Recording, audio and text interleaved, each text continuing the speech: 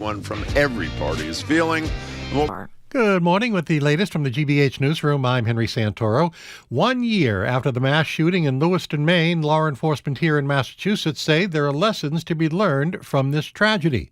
GBH's Marilyn Scherer has more. Michael Bradley, a retired police chief from Upton, heads up the Massachusetts Chiefs of Police Association. He says the Lewiston shooting reinforced the need of chiefs to use their authority to revoke or suspend firearm licenses. What that means is if we have an applicant or somebody that we've already issued a license to that is having some mental health issues and we get to the point where we believe they're a risk to public safety, we have the ability to suspend that license and seize their firearms. There is a court appeal process, but under the state's new gun law, Bradley says police now get an alert when a gun owner is involuntarily hospitalized, and they can make faster decisions about whether to suspend their license. Marilyn Scherer, GBH News, 89.7. Democrats locally and nationally can thank members of Harvard's governing boards and faculty for more than $2.3 million in donations to political candidates and causes ahead of this year's presidential election. An analysis by the Crimson found that 94% of political contributions from Harvard affiliates went to Democratic candidates, with the majority going towards presidential nominee Kamala Harris. But it falls in line where Harvard stands over time. The liberal bent of donations shows that affiliates also donated overwhelmingly to Democratic candidates in 2020 as well. In the forecast this Halloween weekend, sunny low 60s today, 54 right now. This is GBH News. Support for NPR comes from ARM, committed to delivering innovative, advanced computing designed to enable worldwide companies to unleash the capabilities and experiences of AI. The future of AI is built on ARM. ARM.com. This is NPR.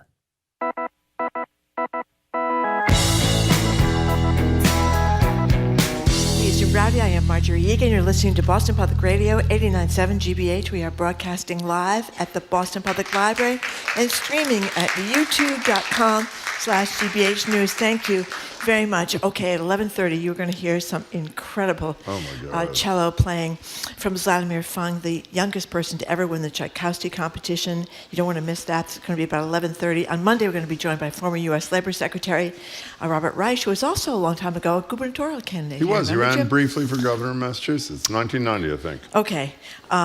Hello again. Hello again to you. Okay. Hello. What do you mean hello again? We just started. We have just started. I just wanted to say, well, I greeted you earlier this morning. Oh, you did? That's true. So hello again, Marjorie. Okay, so forget Halloween. There are only 11 terrifying days left until Election Day in America. According to a new study from the American Psychological Association, 70% of all adults say the future of the nation is a significant source of stress in their lives. But listen to this, 80% of Republicans say it's a top stressor, 79% of Democrats, 73% of independents, which is much more than 70%. So I don't know how they got to the number, but it's a lot. And with poll after poll telling us the race is somehow neck and neck, basically everyone everywhere is a basket case. How are you managing to keep sane in this fraught moment? Are you making a point to turn off cable news once you pass 10 hours? Did you hear Obama say in Georgia that he never watches cable news, he said during his speech last night for Harris? Are you avoiding conversations with loved ones, particularly those with whom you disagree, doing crossword puzzles, sleeping, drugs, or you're maybe not doing anything to soothe your nerves and you need a space to vent? If you answered yes to any of those questions, or no, frankly, the number to get through is 877-301-8970. And by the way, if you are not part of the 70 or 80% who are really stressed by this election, we'd love to hear from you too. Why are you not stressed about what is going on? You know when I was stressed yesterday? What? I'm watching CNN, I think totally irresponsibly, I have to say, covers every song live from Bruce Springsteen at the rally in Georgia for Harris. The whole speech from Barack Obama, the whole speech from Kamala Harris. So a family member, I'm not going to say who, walks into the room while watching Bruce Springsteen, who you know I love, and this family member says, because he was not exactly on his game, and the family member said, Does Springsteen want her to win or to lose? It was that. Yeah. It really was not. But he was there, and he made a nice little talk. You know what and they're that doing, kind of Jim? thing. What's up? They're making up for the fact that they showed the empty podium of Donald Trump like nonstop when he was running in against Hillary 2016. in 2016. Yeah, you're totally right. Yeah. So we want to know, seriously, all these we read about 10 articles this morning in which shrinks and other people are saying these are the things you do. By the way, the one ridiculous thing that was blown away that psychologists are suggesting, this is in a Ruth Marcus column in the Washington Post. What is it called? Reactive? No, it's radical acceptance. Radical. Explain what that is. Well, it's basically, you hear this term a lot. Mental health clinicians use it. And say, for example, your boyfriend breaks up with you when you're a teenager. You're just supposed to radically accept it. Because there's nothing you can do about it. Not analyze the last thing he said to you, or maybe he gave you a nice present. But it doesn't apply here because there is something you can do about it. Well, work. Well, you can. Well, that's what she says. Go out and become a volunteer. I know lots of people that are volunteers. I mean, that's pretty good. You knock on doors, phone bank. A friend of ours went all the way down to Georgia to phone bank. You write a check or something. Ruth Marcus also. You don't have to go to Georgia to phone bank. You do not. You do it. Somerville, you do it right here. That's right. But or you can. She recommends knitting. She says she's become rather a fanatical knitter, kind of like a Madame Defarge thing, in the old stories about the French Revolution. Or you can, if you're not, this is not going to help you necessarily in the next few days, but a lot of people talk about this, getting involved locally in civic life. You volunteer, or you coach soccer, or you become a worker on. A lot of people talk about how when you're so upset about the national catastrophe, which many of us are anticipating, then you get involved locally, and you feel as if you're doing something on a local level where you might be able to be more effective. And also you meet people who might have different opinions from yours, and you don't get into a fight with them, like we sometimes get in a fight on the radio here. By the way, I like that local thing, or doing something small. Like you say, for example, you're sitting in your house, Trump's elected, there's a hurricane every 3 days, but you get to knit. So you're knitting, and you're totally relaxed as your house has water up to this second floor. The number's 877-301-8970. And for you people who are not Donald Trump fans, last couple days, a lot of bad news. One, Nate Silver, we mentioned this, Chuck Todd, and he's not a stupid guy, said in his gut he thinks Trump is a winner. And I almost called you at 5 a.m. this morning when I read the New York Times, their final national poll, the New York Times Siena. Dead heat, 48-48 nationally. Wow. But, wait. Ms. Harris's, I'm reading from the New York Times, Ms. Harris's position, if anything, may have declined among likely voters since the last poll we took in early October. Read one of the first things you're supposed to do to ease your anxiety? Don't look at polls. Stop looking at polls. Are you looking at polls? Not as much as you. Well, that is not true. I'm not as much. I'm not as confident in polls as you are. I think there's going to be. Because you think about, well, there be a hidden Trump vote here that we don't know about, as we did in 2016, or a hidden Harris vote. I don't know. Something. I mean, there was a funny story somewhere. Where did I hear this? I heard this somewhere this morning. It was a podcast somewhere, where in some of the states that are very red states, like in Alabama or Georgia, there are these little signs inside the stalls of women's bathrooms saying, you can keep your vote secret, if you want to vote for Harris, because they're trying to incentivize women who may be in a Trump household to secretly vote for Harris. So 877-301-8970 is our number. And you know what? This is particularly difficult, I think, for baby boomers, because people that are of our generation, the baby boom generation, kind of grew up thinking that we knew what we were doing, that at the end of the day, the Churchill line about the United States will hem and haw, and finally do the right thing. I grew up believing that. I no longer believe that. I think for younger people, they've kind of grown up with catastrophes, so they're not so upset, perhaps, or surprised as maybe people of the baby boomer generation. All I can say to you, Marjorie, is I would learn how to knit really fast. By the way, we have a few texts before we get to the calls. Yes. John in Ashland says, literally just voted. By the way, which does help. Early vote, if you're a Massachusetts listener, and we know there are a lot that are not here, but early voting's happening everywhere. Literally just voted, made me feel great. Just PBS NewsHour, no cable news. Also, lots of pickleball and gym. They do say exercise is huge. Big, especially being outside in this beautiful fall weather. Okay. Exercising outside, that's big. Read the next one, because this is really for you. Go ahead. It's from anonymous texter, who says, I have been coping by spending my days trying to secure lifetime tickets to see Jim and Marjorie at the Boston Public Library. Now, this is like a running joke, because as people know that came here today, you don't need tickets. You just show up. How many of you have tickets? Raise your hand. A lot of people have tickets. Yeah, that's they were good. very expensive, but actually, you don't need anything, and there's plenty of room down here at the library. By the way, Indulging in chocolates, that's a big Can one. I tell you something? By November 5th, I'm going to weigh 370 pounds. all we're Marjorie, Okay. By the way, we had an event yesterday morning. We're going to get to your calls in 1 second. Look at Marjorie and look at me. We had an event yesterday. Early in the morning, we went to the Boston Foundation, did a wonderful event with Lee Pelton. It was really terrific. But because we didn't have time to make our lunches, which we do every day in Brighton, Marjorie asked if our colleagues could order pizzas. Pizza. Marjorie ate a whole pizza. I didn't eat a whole pizza. How much did you eat? I had 4 pieces. Four slices of pizza. You know why? Like because in it was 8 all minutes. gone. That's all I could get. The rest of the pieces were gone. 8773. Oh, speaking of chocolate, by the way. Yeah. Right across the street for people who are down here at the Lindt. library. Yeah. The Lindt chocolate. They have this is like the fresh chocolate. You can go in and you can load up a whole big bag and leave there with a big thing of chocolate. Do like a box. This. You can do 150 pieces. You can get a box too. That's right. Okay, let's take some calls. 877-301-8970. Are you in the I think it's closer to 80% actually, who are stressed? Equal numbers of Republicans and Democrats. Everybody. And if you are, what are you mess. doing about it? And if you're not stressed, we'd love to hear how you're avoiding stress. Let's start with Diane in Swampscott. Welcome to the show. Hi.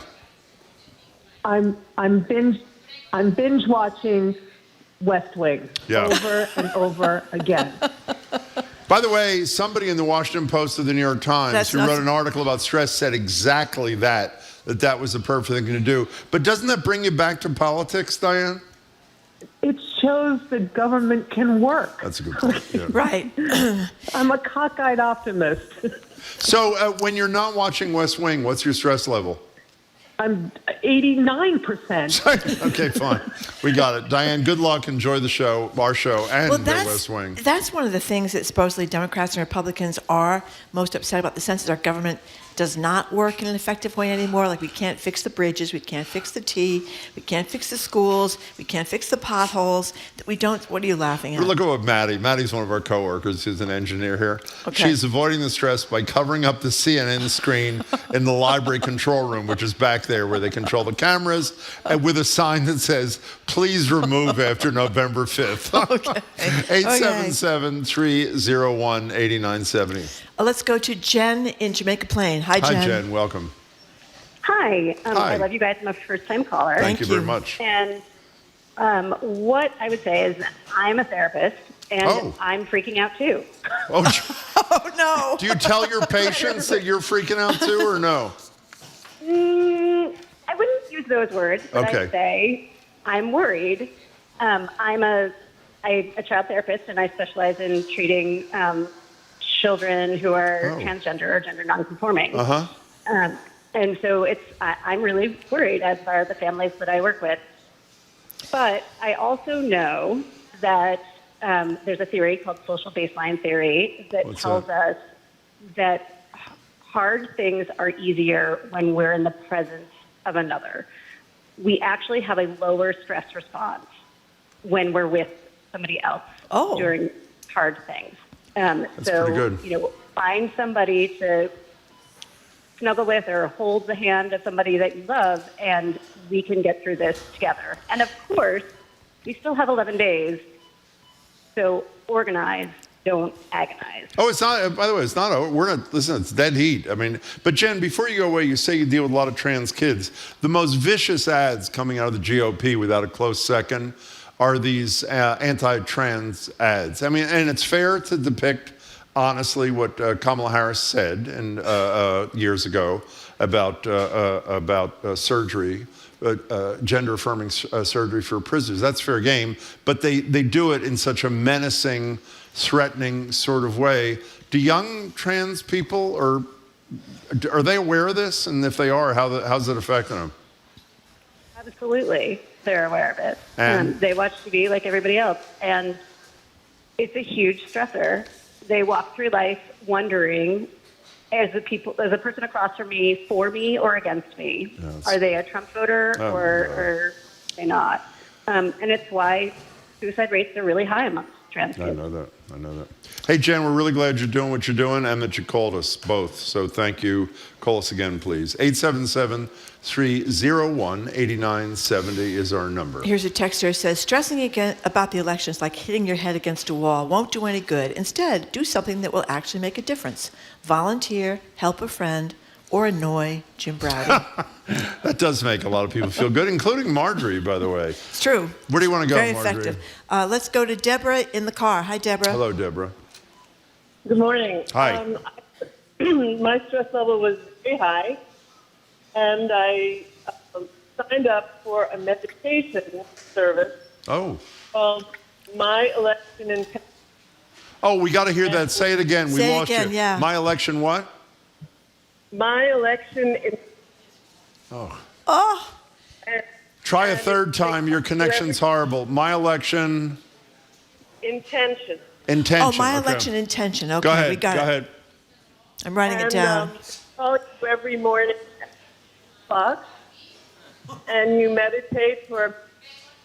It's wonderful. Hey, Deborah, we got to let you go only because the connection is connection's spotty. I'm bad. sorry. My election intention, is that thing? My election Wait a intention. second. But you know what just occurred to me? I don't think people know this. You meditate. You I go do. to yoga. I do. And you're a basket case. I am. So why are they not helping you? Because if I didn't do those things, It'd Jim, be worse. I'd be bouncing off a ceiling. No, in a I moment think. of seriousness, when you finish meditation or yoga for a short period of time, do you feel less stressed? Absolutely. How long does that last? Well, I think it's cumulative. Meditating is cumulative, but if I do the hot room yoga, Yeah. and believe me, you're wiped out when that's done. It's like running a long way. You're wiped out. Running, I think, is the same sort of thing. If you do, What do you mean it's cumulative? You were out of control. You're ready I know, to... but I think I'm a kind of a nervous person to begin with, so this is bringing it down, It is. ratcheting it down. Wow. Yes, it would be very Imagine bad. without it. Exactly. Exactly, That's your what point. I'm trying to Thank you. say. Jonathan from Quincy, what do you think, Jonathan? Hello, Jonathan. Hi there. Thanks for taking me on the call. Sure. I'm coming from the perspective of someone who graduated in 2009 from university, and this was the time when maybe a lot of graduates, instead of just doing what they thought they should do with their lives, said, well, the market's terrible, maybe I should do something I'm interested in, because if I'm not going to get a job right away, or if I'm not going to get a high-paying job, why would I take a job that I am not interested in? So I'm 38 now, and I'm taking the opportunity. I already voted. I voted for Kamala Harris, but my perspective is I just need to keep perspective on the current events, but also I can't let this thing ruin my life. I was bullied as a kid, and I don't want to get bullied by Donald Trump for another 4 years. Okay, so how do you keep it from ruining your life? What are you thinking about or doing else? You know what I mean, Jonathan, to deal with this? I mean, there's all these boring everyday decisions that everyone always has to make, like, should I take this higher paying gig, or should I take the gig I like? Should I spend the weekend? Oh, we lost you Yeah, too. we're not hearing people very well today. You're living a healthier life than He is we healthier. are, clearly. Jonathan, thank you for the call and suggestions. We appreciate it. But if you did get out of school right in the middle of the mess, of 2007, 2008, 2009, the huge recession, that's a very sobering thing to confront, right? Everybody's losing money that does have money in the stock market. There are jobs. People are getting laid off. That's a very a lesson learned early, I think, that you carry with you. Well, listen to this, by the way. We got to take a break. A friend of ours who shall remain unnamed, who's a fairly successful business person, sent me this yesterday. This should be uplifting. Okay. That'd be Donald Trump. If he suspends the rule of law and eliminates independent media, he will destabilize the capital markets in the U.S. and therefore in the world and destroy the very fortunes of those people who may support him. Now, so is that a positive thing, a soothing? I don't know. Or is that bad? That is. I don't know. Destabilizing doesn't generally sound good. It is interesting. I mean, you have the musts of the world and a lot of very wealthy people supporting Donald Trump. But you say, when you look at what Nobel Prize winners say about his economic plan, about what he would do to Social Security and all the other things, the stability that great wealth accumulation is dependent upon, you wonder what they're thinking, you know? I don't know, but we have a few more quick suggestions. What are they? This texter says, I think question 4, legalizing psychedelics should be changed to allow them during the week of the national elections. Somebody else says Question martinis 4, and pot. Somebody else says West Wing. And somebody else says, I voted, but I'm all about the serenity prayer these days to avoid stress. That's one of the 12-step or 10-step or whatever it is thing when you're dealing with drinking. Once I've done all, and that is, grant me the serenity to accept the things I cannot change. So that's from Denison, Rhode Island. There you By the go. way, before you take a break, it's odd. I don't know if anybody here sees this. Carl in Brentwood, New Hampshire says, does anyone else see the big yellow and white cross on the wall between Jim and Marjorie? I respect them, but worship, no. So what is he talking about? Is he talking Maybe it's the windows? Is that what he's talking about? I don't know. I would start the worship thing, Carl, if you need a break from whatever it is that's troubling you. But you do what you think is right. You're listening to Boston Public Radio 89.7 GBH. We're talking about stress from the election, how you're dealing with it, how you're coping with it. We're broadcasting live from the Boston Public Library.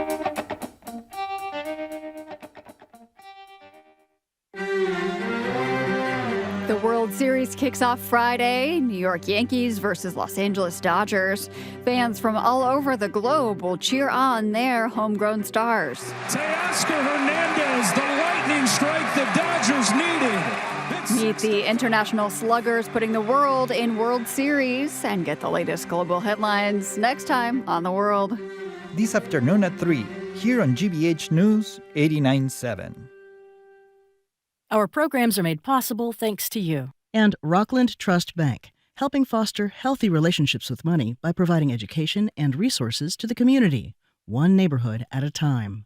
Rockland Trust Bank, where each relationship matters. Member FDIC.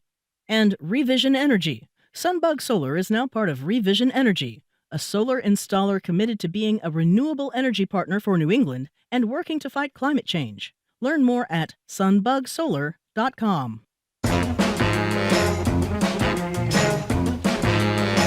Welcome back to Boston Public Radio. Jim Browdy, Marge Regan. We're live at the Boston Public Library, streaming at youtube.com/GBH News. Thank you for the applause, Marjorie. We appreciate it. I want to let you know, this may relieve somebody's stress for a few minutes. Yeah. Our text prompt of the day at 877-301-8970. That's where you send in text and response. Marjorie reads some of them a little before 1 o'clock news. Involves eating and reheating fish in an enclosed space. You know, the office microwave, an airplane. Should smelly foods like fish be banned from tube-like enclosed communal spaces? Text us your stories and thoughts at 877-301-8970. Again, that'll distract you for a bit. If you're just tuning in, we're talking about election anxiety. This poll out of the American Psychological Association says somewhere in the neighborhood of 70 to 80% of people, equal numbers of Republicans, Democrats, and almost as many independents are saying their stress level is right through the roof. 877-301-8970. Okay, we have people that are texting. They're saying what they're doing is they're cooking comfort food.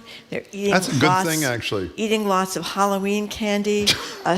One says she's binging Buffy the Vampire Slayer. That's what she's doing. Somebody else reminds us, and I'm 95% sure this is right, that the surgery for trans people in prison was begun during the Trump administration. She keeps talking about this as a Harris policy, and it was not. We should double check that, you guys.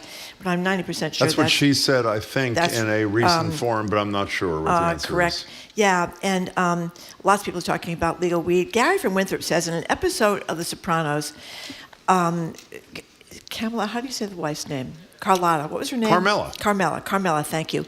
Was cracking up over Tony's infidelity and criminal activities, spilling her guts about it all to a shrink, expecting help from the shrink. And instead, the shrink says, leave him. But then goes on to say, if she doesn't, just don't say you weren't warned.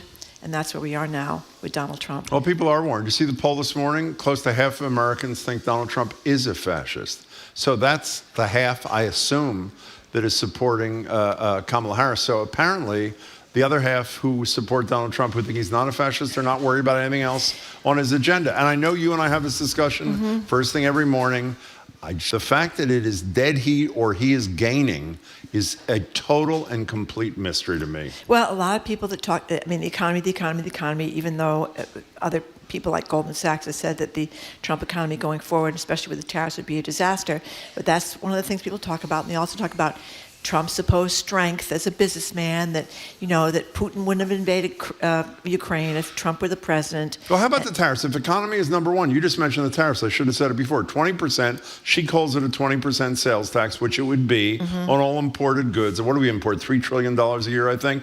Why does that not register with anybody who says the economy is number one? Oh, he doesn't really mean he's going to do the tariffs? I think because people remember that there were a lot of checks sent from the federal government signed by Donald Trump during the COVID pandemic. And I think people remember that they were in better shape, at least some people were in better shape financially then than they were now. It was before inflation, it was before rents and housing became absolutely impossible to afford for lots of people. So I think that's what people remember. By the way, you were right, and so is Kamala Harris. New York Times headline, under Trump, U.S. prisons offered gender-affirming care. Jen in Somerville texts, the lifetime ticket to the Jim Browdy and Marjorie Egan show in the library sounds like your next BPR fundraiser, sort of like the Car Talk Plaza free parking permit that, of course, was not a real parking permit.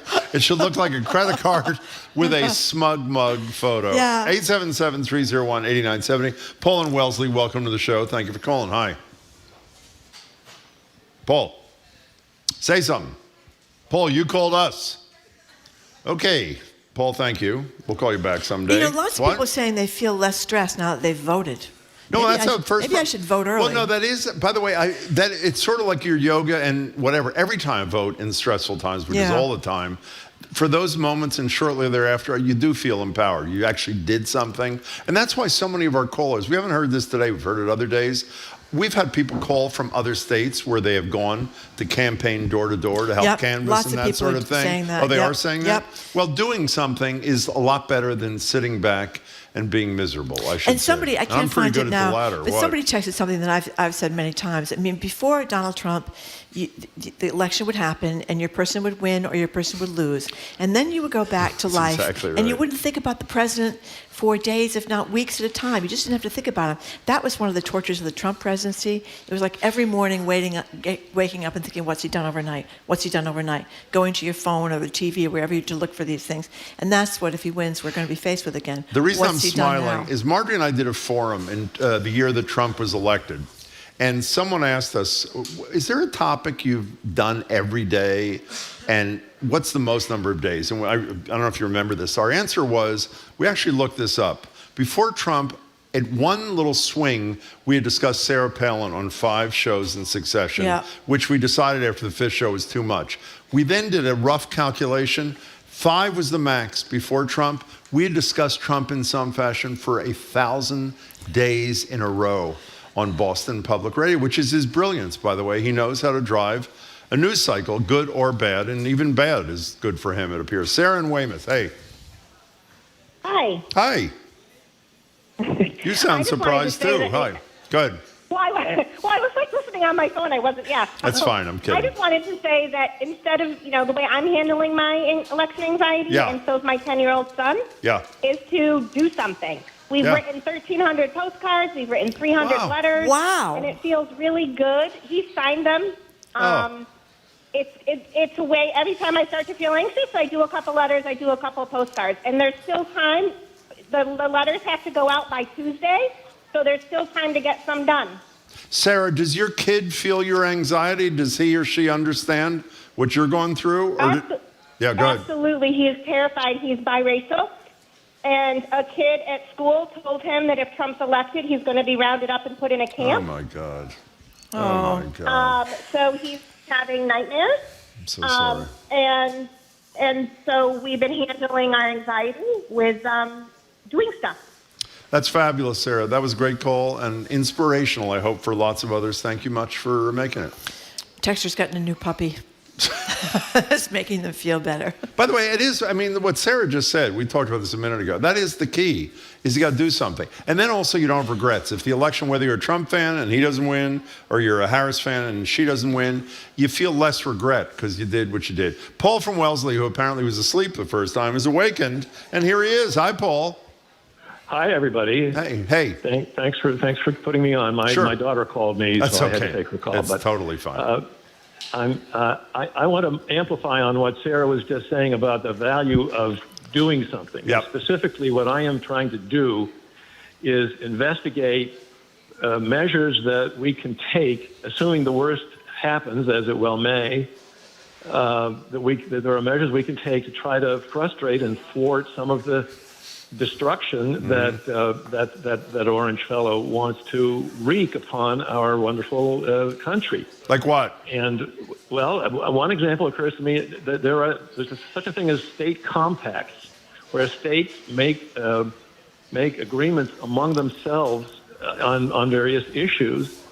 I think that I haven't investigated this yet, but I think there are some in the criminal law area. But it's possible that such compacts could be framed in, for example, environmental protection areas where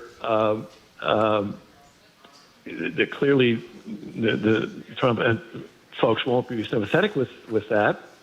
But if states band together, we could do collective actions, even independent of the feds. You know what we're going to do, Paul? We will research it before Governor Healy joins us next time, and depending on the outcome of the election and on the outcome of the research, we'll broach it. And thanks for the suggestion. We appreciate it. Thank you so much. By the way, someone just posted, we've talked about this on the show. Currently, as people know, you're elected by the Electoral College, even if you win the popular vote, as Democrats have of late and lost the Electoral College. There's something called the National Popular Vote Interstate Compact, which Massachusetts is signed on to. And when enough states have signed, don't need a constitutional amendment, when enough states have signed on to the compact, which says you will cast all of your electoral votes, your state, to the person who wins the popular vote nationally, that will be the end of the Electoral College. And I think we're roughly 170 electoral votes, and obviously 270 is the goal. Thank you for your calls. Well, we're going to de-stress here. Oh, that's a great point. In just a second, because you're going to hear some incredible music. You do not want to miss this. After a quick break, Live Music Friday this week features a musician who is just 25 years old. Cello phenomenon Zlatomir Fung is helping Music Worcester launch an 11-year series called The Complete Bach. We're going to hear all about what's going on up in Worcester and hear some incredibly, I said before, beautiful and soothing music. That's next on Boston Public Radio 89.7 GBH Live from the Boston Public Library and streaming at youtube.com/GBH News. Covering election 2024. What would question 5 on the Massachusetts ballot do? State House reporter Katie Lannon. Question 5 is about how tipped workers get paid. Right now, the minimum wage for tipped workers in Massachusetts is lower than the state minimum wage. If this question passes, restaurant owners would be responsible for paying their tipped workers the full minimum wage. Each side cites competing economic considerations. Get the full ballot questions breakdown at youtube.com/GBH News. Support for GBH comes from you. And Cogita, committed to helping guide students and families to acceptance at their desired fit schools through holistic and humanistic approaches. More about their services and consultations at cogitaed.com. And Boston Children's Hospital, ranked the #1 pediatric hospital in the world by Newsweek. Boston Children's, where the world comes for answers. bostonchildrens.org/answers.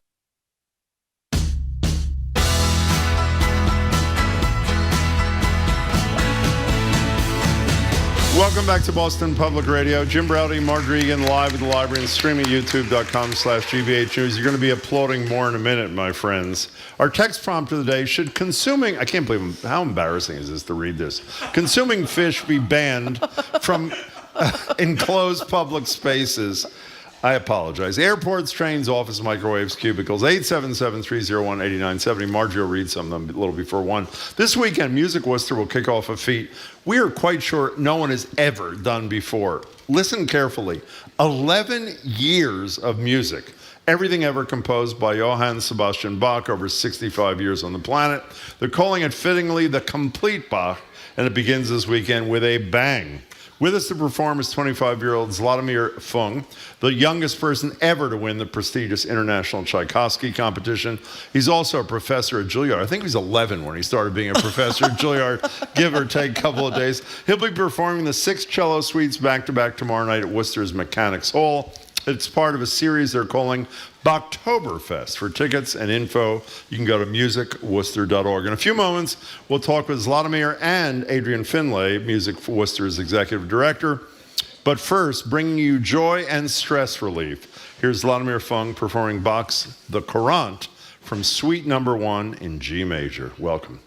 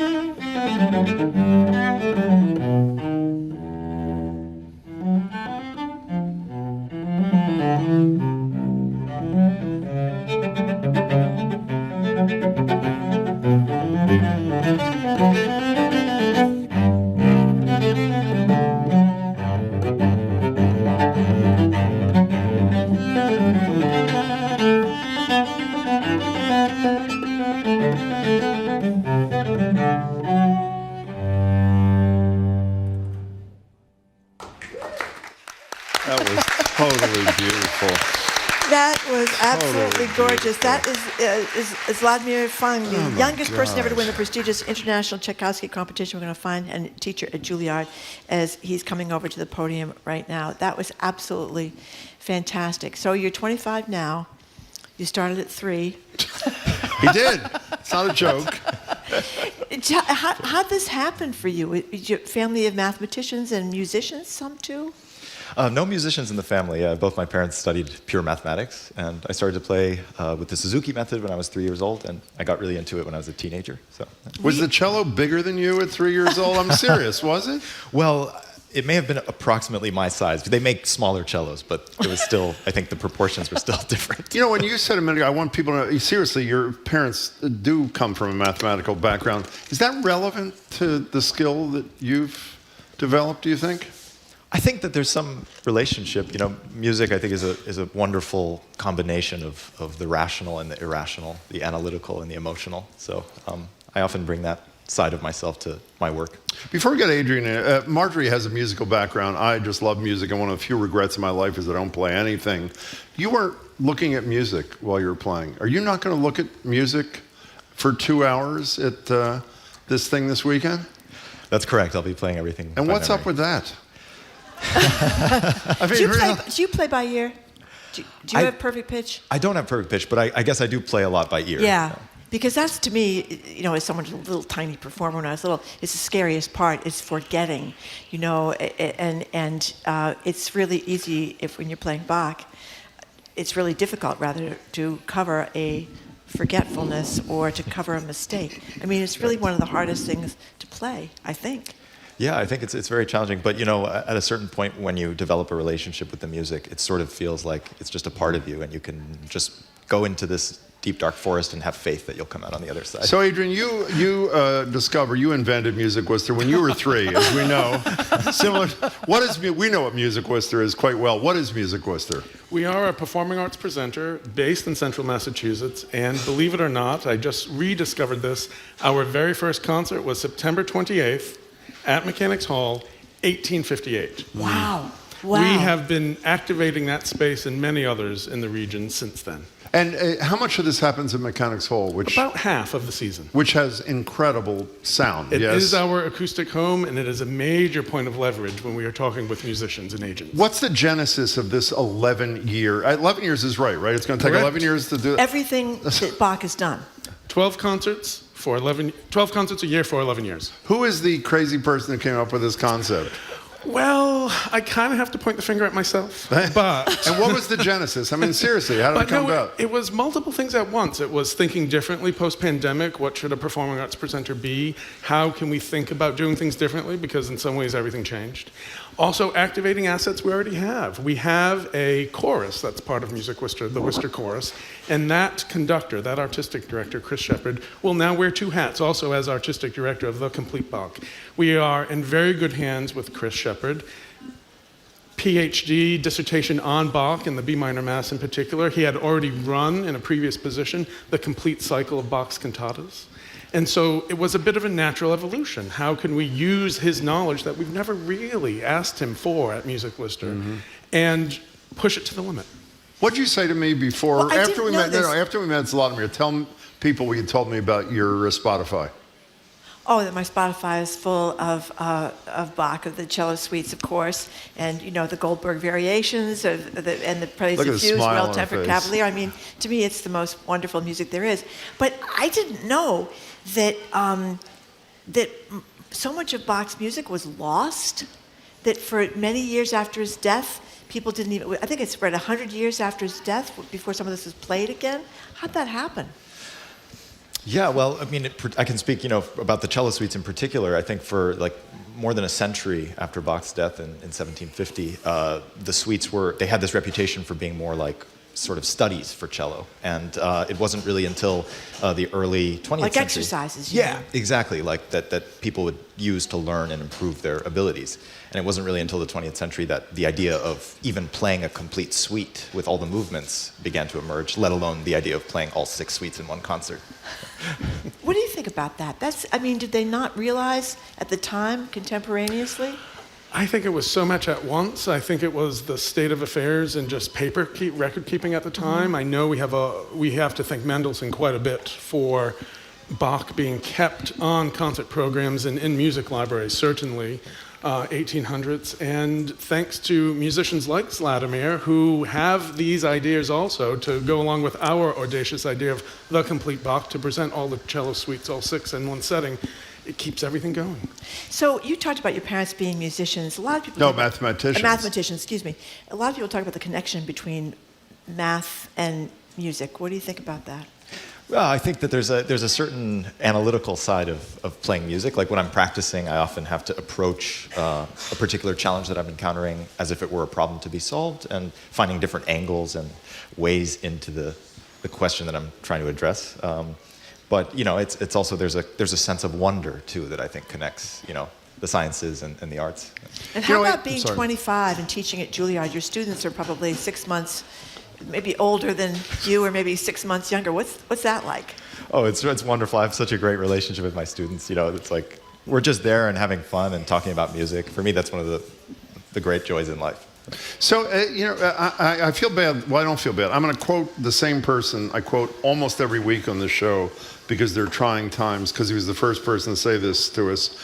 Shortly after we met Andres Nelson, who's obviously the music director and loves Shostakovich, he's won Grammys. I know he's won Shostakovich, one of your favorites too. He talked to us eloquently in his 8th language, which is English, about how even much more music matters in trying painful times for people, whether it's personal pain, personal stress, or sort of communal stress like we were discussing for the first hour. Do you subscribe, starting with you, Abe, do you subscribe to that notion? I do, and while it is a bit coincidental, I'll just focus on this weekend. For the first time in recent memory, we are taking a festival approach. So this series, this season of our 12 concerts for the season coming up, we'll have 5 of them this weekend, and we've never taken quite that approach. It allows for a depth of engagement that we usually don't have. We're usually one-off events every couple of weeks, but it will allow for audiences to come together more frequently over a shorter period of time, to connect, to socialize, and to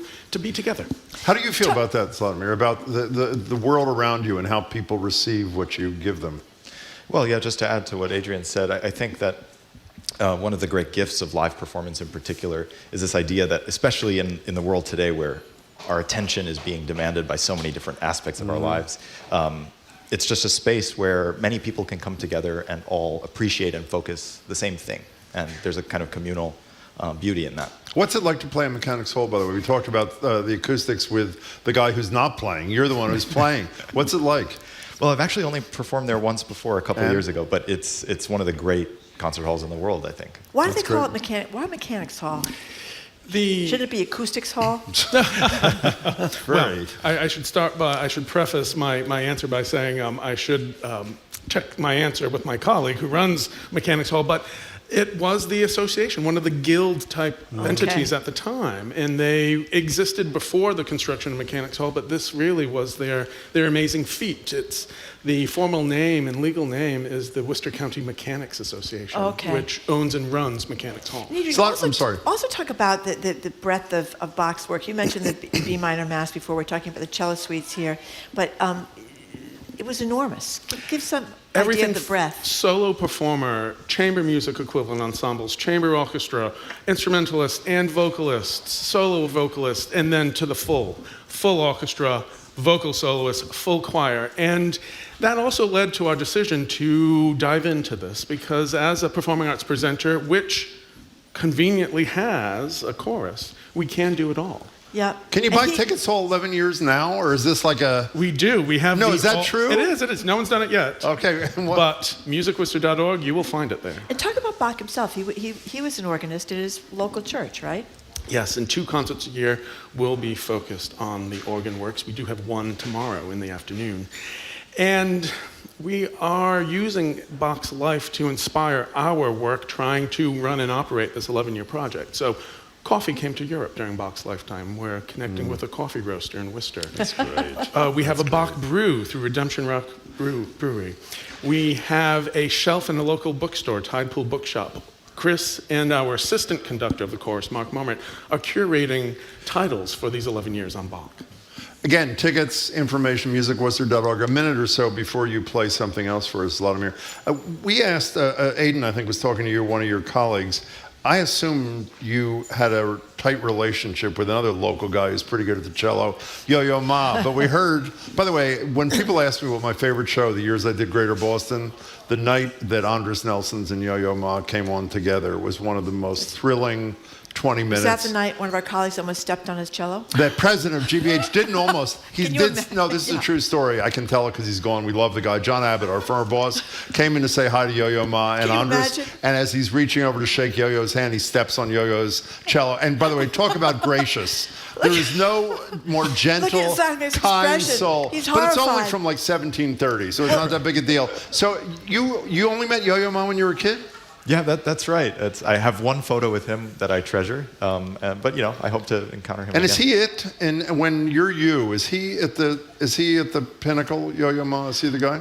I mean, there's so many that I truly admire, but he's definitely among them for me. So, how old is your cello? The cello I'm playing on today is made circa 1730. And why do you want a cello that's And he that just old? left it over there by itself, by the way. Really?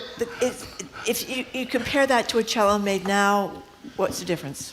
I think the biggest difference is just that in the wood, you can actually feel the history of the past players, that they've played it in a particular way, and that wood knows these notes.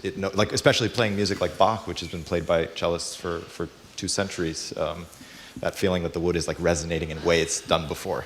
Not only is your playing calming, your talking is calming. You are really... I feel better about the election. What are you going to play for us this time? And when you start in that direction, we'll talk to your colleague from it. What are you playing this round? So I'll be playing the Bourrées from the Suite Number 3 at C major. Fabulous. So you gently put your headset down. While Zlatomir's getting set up over there, tell us one more time about the whole weekend deal here, if you would, Adrien. Our Bachtoberfest weekend, we will have, for the duration of the project, this festival weekend towards the end of October.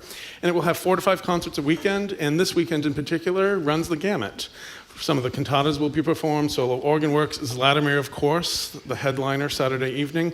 And it also is a chance to bring community together. We have many colleagues locally and regionally joining us for the season ahead, but particularly this weekend. And when you sell the 11-year ticket, you'll call us, correct? That's right. We want to talk to that person. I know the link to send. Zlatomir Fung, welcome yet again.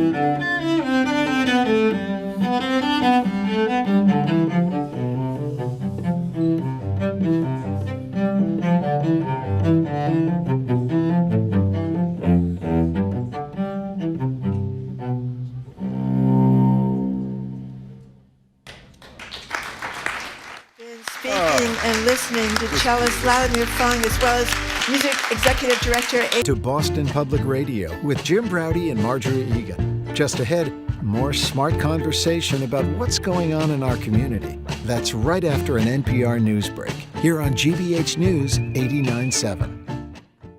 Funding for our programs comes from you. And the Peabody Essex Museum, presenting Salem's only collection of authentic objects from the 1692 Salem witch trials, now on view.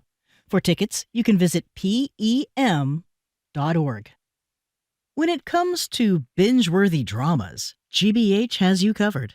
From passionate romance to intrigue. That's next in hour number 2 of Boston Public Radio, 89.7 GBH, live from the Boston Public Library. Live from NPR News in Washington, I'm Windsor Johnston. The presidential candidates are ramping up their campaign messaging in the final stretch to the November election. Vice President Kamala Harris and former President Donald Trump will both rally supporters in Texas today. NPR's Deva Shivaram reports it's an unusual campaign stop for the candidates to make so close to the election.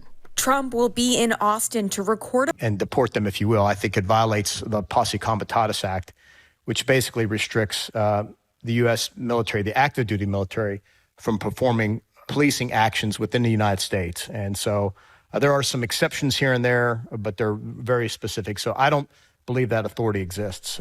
But I'm not a lawyer, and I think it's something that needs to be looked at. Trump fired Esper in November of 2020. 3 journalists were killed by Israeli airstrikes in southeast Lebanon overnight. The guest house where they were staying came under attack at dawn and without warning. NPR's Arzu read 55% to 38% among men under 30 who are likely to vote, according to the poll. But Trump holds an 11-point advantage among those less certain to vote. Anil Kakadkar is the chair of the Harvard Public Opinion Project. The men who are saying that they're definitely voting, those who are more engaged, those who say they've made a plan to vote, are more likely to favor Harris. The poll surveyed 2,000 young voters across the country between October 3rd and 14th. Alexi Cohan, GBH News, 89.7. 11 days from Election Day, gas prices in Massachusetts fell last week and reached an average of $3.03 per gallon of Boston Public Radio, live from the Boston Public Library and streaming at youtube.com/GBH News. A little upcoming programming note. On Monday, we're going to be joined by former U.S. Labor Secretary Robert Reich, and also he ran for governor many years ago. Hello again, Jim. Hey there. You're reading the text prompt. I'm not reading this again. I'm reading the text. Okay. Go ahead. All right. We want to remind you of our text prompt of the day, as Jim just said, at 877-301-8970. It involves eating and reheating fish in an enclosed space, like the microwave in the very small studio that we have where Jim Okay, you don't have to personalize it. Go ahead. And almost everybody in that age group reads everything on their phone or their laptop or their tablet. And so we want to make sure that they're included in all of our programming. Plus, we're going to start a poll that we have that reflects what people are interested in going forward with the election. And we're going to print results of that next week, too. Yeah, we put in a new, based on a Pew Research report that came out about a week ago, we created our own version of that online interactive survey. So we sent it out in the paper as well as online. And this is part of our new kind of online streaming and interactive angle that the paper is taking. From the very beginning, we had always talked about that, and I had a chance to sit down with Ayanna Presley in our office in our new streaming studios. We've moved our office from Nubian to Nubian Square. We used to be up in Dorchester Lower Mills, a beautiful medical office building, but we had a chance to come down to John Elliott Square, which is right outside of Nubian Square. Beautiful office building, ground level. So I've never read from a prompter. I spent 27 years at CBS television, but I was always behind the camera. By the way, people think reading a teleprompter is really easy. But to sound natural and sound like you're not reading is a huge deal. Can we talk Nubian Square for a minute? Yeah. Explain a little bit about the history. Obviously, it was a name change not too long ago. What's the significance of Nubian Square, and why does it matter that the Bay State banner is there, Andre? You know, in 1965, Mel Miller started the paper down in Ruggles, in the Ruggles area, and we wanted to go back to where the paper began. And we feel that it's a renaissance of the area, and we're part of that renaissance. We're right next to the First Church of Roxbury, which was started in 1631. And the cruise companies had been there since the 70s. We're in a building that was built in 1870. And so it's reinvigorating the paper. We're starting some new initiatives, which we had planned to do, but we weren't sure we were going to be there. And now that we're in Nubian Square and we see all the Nubian market has just opened up, which has great food. And by the way, great takeout prepared food. I was there about a week or so ago. It's fabulous and affordable, but go ahead. We just had some the other day. It was fabulous. Great, yeah. And so we realized that there's a revitalization going on in that area, and we want to be part of it. And Dudley Station has always been an anchor for the black community. That's what it was referred to. But it was renamed as Nubian Square because, as many may recall, Dudley was a slave owner. And in that evolution of changing the names and the things that we herald in our country, it was renamed to Nubian Square. In Nubian Square, I mean, Martin Luther King, Malcolm X, various different civil rights leaders, as well as various different community leaders, all kind of coalesced on that Fort Hill, Civil Rights, Nubian Square, John Elliott Square area. And a lot of historic things came out of it, going back literally, as Andre said, back to the 1600s. So and both of you were able to attend our birthday anniversary in the bowling building right in Nubian Square. That was a great night. And the rooftop deck that we were up, like you could sit out there and see the city all around you. It was gorgeous. I have to say, since the Menino administration, there's really been a move to develop that area. And over the past 20 plus years, each administration, of course, the various different ones that happened after that as well have helped to develop that area. I know Richard Taylor's working on a life science lab in there, the new Parcel 3 development. I mean, so that whole area is really getting a tremendous revitalization. I know Madison Park High School, which is right there as well, and Nubian Square is also slated to receive a large amount of funding from the city of Boston. Was already designated for that development. So that whole area is really, it's so different. It's the so development different of Boston's black community is moving forward. That's the voice of Ron Mitchell, who is the temporary host of their new streaming weekly television show, and Andre Stark, his colleague, and both of them, if you've been listening to us, recently took over the newspaper from the legendary Melvin Miller. Shirley Leung wrote a piece a couple of weeks ago talking about the supposed fleeing of black CEOs from Boston. It's not supposed. There's a lot of people that are big deals that have left Boston, and we did a version of it as well. Yeah, you did a version of it too. She put out the first one, and we followed up as well. And what do you think? I mean, I think that DEI is definitely under attack overall in the country, and in Massachusetts as well. Lawyers for Civil Rights, and I want to get his name, Espinoza Madrigal. Yes. He was quoted in an article talking about that DEI is under attack. But I also think that you have to look at, there is still a large base, a large number of CEOs of color, Lee Pelton at the Boston Foundation, Quincy Miller at Eastern Bank, Kevin Churchill at Children's Hospital in the medical industry. So I think that there has been somewhat of a slide for various different reasons, but I don't think you can say specifically that all of these people were moved because now we're moving specifically away. If we asked Michael Curry, the head of the former head of the NAACP here, he's on the national board, head of legal community health centers, when Shirley wrote this thing, and he said exactly what you said. Obviously, each case is individual, but he went on to say, for some black CEOs with whom he's spoken, there is not, I think he used the expression, the same runway there is for white CEOs. You don't get as much time for all to black prove people. There is not the same runway. Well, I accept that, but he was talking about this, and the thing, Andre, if I may, and we've talked to a lot of guests about this. If you really care about DEI, which leaders in corporate Boston say they do, it seems to me we would have heard more from the white corporate community after this story and yours ran. And as far as I may have missed something, it's been crickets. So do they care about this stuff, or was this all just performative after George Floyd? That's a good question. I think a lot of it was performative.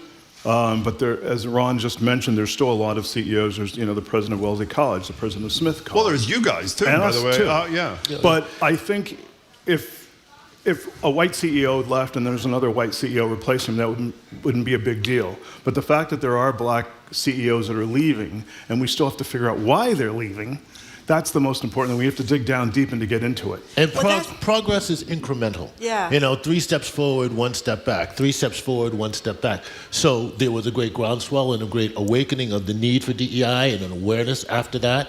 There was a lot of progress. And now the pendulum swung back a little bit. But again, I think that overall, there is still progress being made. But I think the fear is, though, you think about, we always get, people on television, Michael Che, a lot of other people said we're a really racist city. So that's, I think, the fear that some of us had, that because we are a very segregated city, that this is because there's something uniquely unwelcoming about Boston. That's what I'm wondering about, if it's something about us. I think the support networks, excuse me if I could say that, I think the support networks have changed. I grew up here, Andre and I, we grew up here. We always knew that there was a very strong progressive black community in Boston, supportive, and we can name all the politicians and all the progress and all the different, programs and systems and legislation that's come out of the state that have been a national model for progress in DEI around the country. So we know the true history, but it is still and was for a long time an unwelcoming place. Yeah. If you weren't in the network, if you didn't know and weren't plugged in. I don't think this other guy's as optimistic about this as you are. We're not monolithic. I know you're not. One of the things I want to point out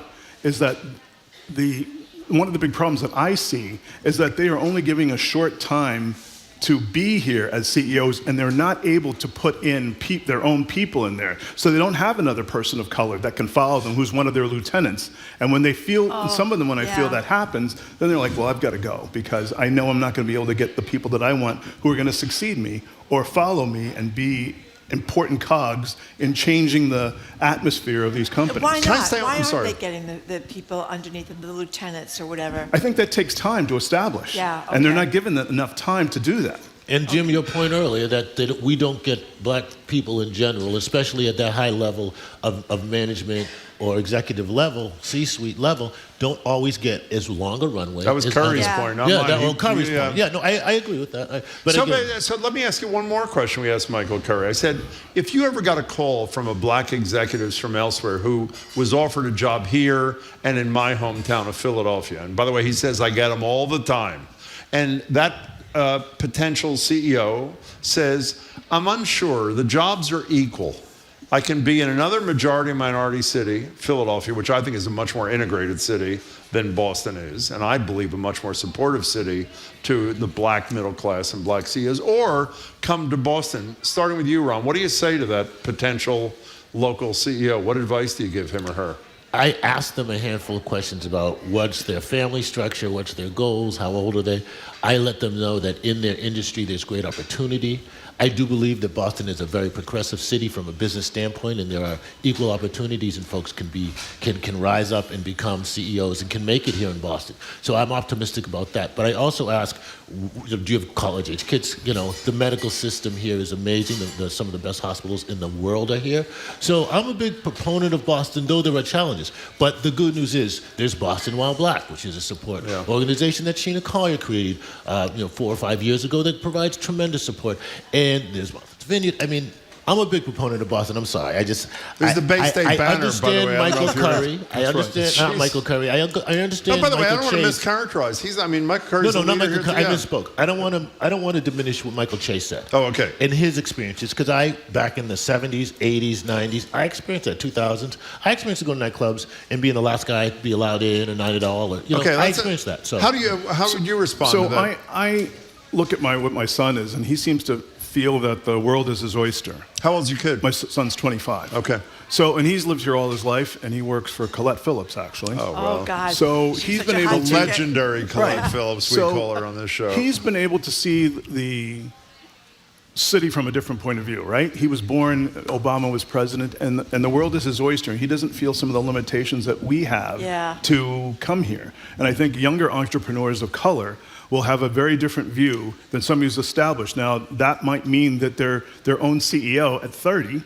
as opposed to 45 and moving to an established company. Yep. But I think that that's something that I believe that the city is welcoming to people like that, and I think they will take advantage of it. And I want to co-sign what he said. I have two college-age children. They have experienced racism, but their friend group doesn't have color, and that's the hope. They don't, they can't fathom the race. They see it, they experience it, but none of them transmit it. None of them would repeat it. All of their friends are in every ethnicity, all groups, and they just don't have that kind of. Now, again, it does exist in communities, but I see that it's diminishing, and it's it's an age thing. Gentlemen, can I bring up some breaking news with you, which I think falls right in your alley? There was a story a couple of days ago that the LA Times was about to make an endorsement in the presidential race, and I'll quote what was written about, the quote billionaire owner nixed it and said no endorsement this year. Much more troubling to me is what I consider to be the finest newspaper in America that has done a better job of exposing the underside of Donald Trump than any newspaper in America. The Washington Post just announced for the first time in 36 years, they will not endorse anybody I am stunned in the race for the presidency. That stuns me. Andre, what's your reaction to that? I think that the way things are going with the ownership of a lot of papers around that are owned by one fairly wealthy individual. Jeff Bezos. Jeff Bezos in that case, Dr. Sung in LA. Yep. And I think that that's going to be a trend if some of these people still own papers. I know he owns part of the Lakers too, and you always wonder. Same thing with the Henrys who own the Globe. Are you going to have? By the way, the Henrys own the Globe, and they've endorsed. I should say. Right. But I'm just saying you're going to worry about having owners who have manipulative ideas when they have, but that's really because they've been really harassing and complaining and pointing out the foibles of the former president for months now.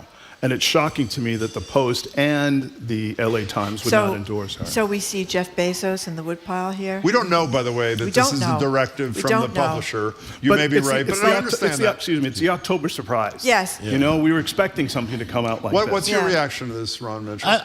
I'm quite surprised as well because the editorial content for the past 3-4 years has been very honest and tells the truth about the situation. So if you're really telling the truth about Donald Trump, then you have to acknowledge that Kamala Harris is obviously, and Tim Walz obviously a better choice or more productive for this. So to do that is very just to do that and go against your managing editors and stuff, it's a little out of... Yeah, they said one more the thing about meeting this. was very tense, according to the story. One more thing about this. Yeah. About 6 months ago, we had Marty Barron here, who many people think is the best newspaper editor of our lifetime. Obviously, he was at the Boston Globe and presided over the Pulitzer-winning coverage of the sex abuse situation in the Archdiocese here.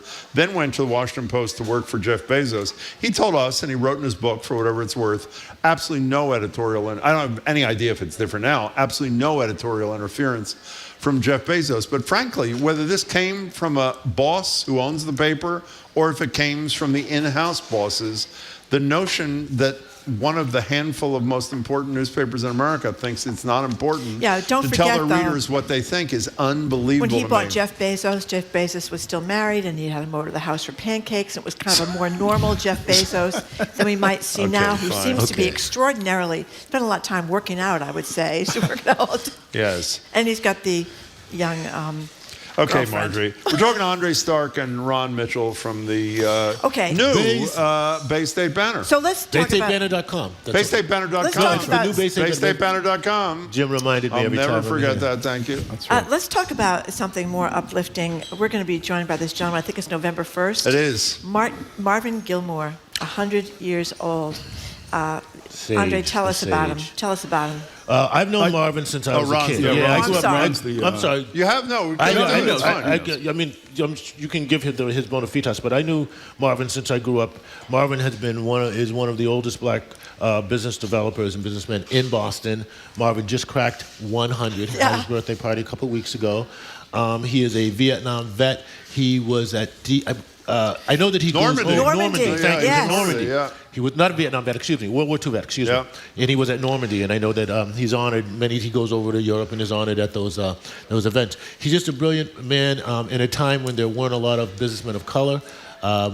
Marvin, I believe, is Jamaican descent. I believe. Yeah, Jamaican descent, and just a brilliant, a brilliant man who built a lot of buildings. Had the jazz club in Cambridge. Music, banks, other business. And Andre, the thing I love is either in your piece of the Boston Globe, he's quoted saying, he just turned 100, as we said, and he'll be with us on November 1st. Yeah. He says, I'm now exploring what new businesses I'm going to get involved in. But go ahead, Andre. Well, you know what I was going to say in relationship to your last point? Oh, sure. About black people moving in and out of Boston, and what would you tell them? You know, there's the black diaspora is pretty large, and the amount of immigrants who are moving into this city is changing the city as well.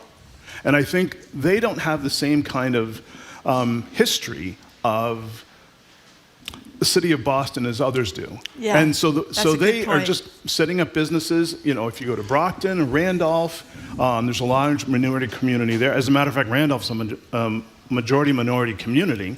And I think that they're moving here and they're saying, hey, look, we're putting stakes in the ground and we're going to set up shop and we don't care. You know, my mother had the same issue when she came from Barbados. She goes, how is somebody here going to tell me that we can't run a business? The president is in Barbados, the attorney general, all these people are running businesses. So why is somebody going to tell me I can't set up shop here and run a business? Go home, go away, stop bothering me. Yeah, we only have a couple of minutes left. I want to play you something from Barack Obama when he began campaigning for Kamala Harris. Last night they did a joint appearance outside Atlanta, but he started his campaigning for her in Pittsburgh, and he criticized black men, particularly young black men, who made excuses for not voting for Vice President Harris. Here's President Obama. And you're coming up with all kinds of reasons and excuses. Part of it makes me think that, well, you just aren't feeling the idea of having a woman as president. And so now you're thinking about sitting out or even supporting somebody who has a history of denigrating you because you think that's a sign of strength, because that's what being a man is, putting women down. That's not acceptable. Stacey Abrams on CNN the other night, obviously a leading politician nationally and in Georgia, a black woman, said we shouldn't be chastising black men who are the second most loyal to Harris cohort after black women in the United States. We should be talking to white women, for example, who are voting for Donald Trump. Quickly, a minute each, you guys. What's your reflection, starting with you, Ron, about the focus on black men as a, quote, problem for Kamala Harris? Well, you know, we say it a lot. The black community is not a monolith. I think that black men in certain blue-collar, what we used to call blue-collar environments, that black men have had a very, very tough go of it in general. So I'm not surprised that there are some black men who aren't, you know, really feeling prosperity right now. So I think that there's a small component of angry people, and I'm not surprised by that. I don't think the numbers are realistic. I question the polling and all of that. And I saw in Boston, Call It Flips did an event, Black Men for Kamala Harris, and in that event they raised a substantial amount of money, tremendous amount of support. That was only about 2 or 3 weeks ago. And Black Men for Kamala, that original Zoom was massive back in the very beginning. Yes. So again, I think this is, I think that everybody expects everybody to be always unified. There's always going to be a few folks that just have a different opinion. I have somebody in my family, you know. You sit down at the barbecue and you have a conversation. You go, you know what, honey? I'm going to go sit over there. You know? I can't take cousin so-and-so. Your quick thoughts on this, if you would. That's so true. As I mentioned before, I think it's an October surprise. I think it's getting overblown. Remember in 2022 when they were saying there's going to be a red wave? I do very well. Congressional election. Yeah. Zero. I hope that. And I think that a lot of people in the media are trying to make this a horse race and trying to find any kind of wedge issue to make the race closer. Thank you, Andrew. And I just don't think that that's going to be a factor. I think people are going to turn out, as Ron just mentioned, the people that are fundraising for her, who are black men, realize what this country is going to be if Trump becomes president, especially as a person of color.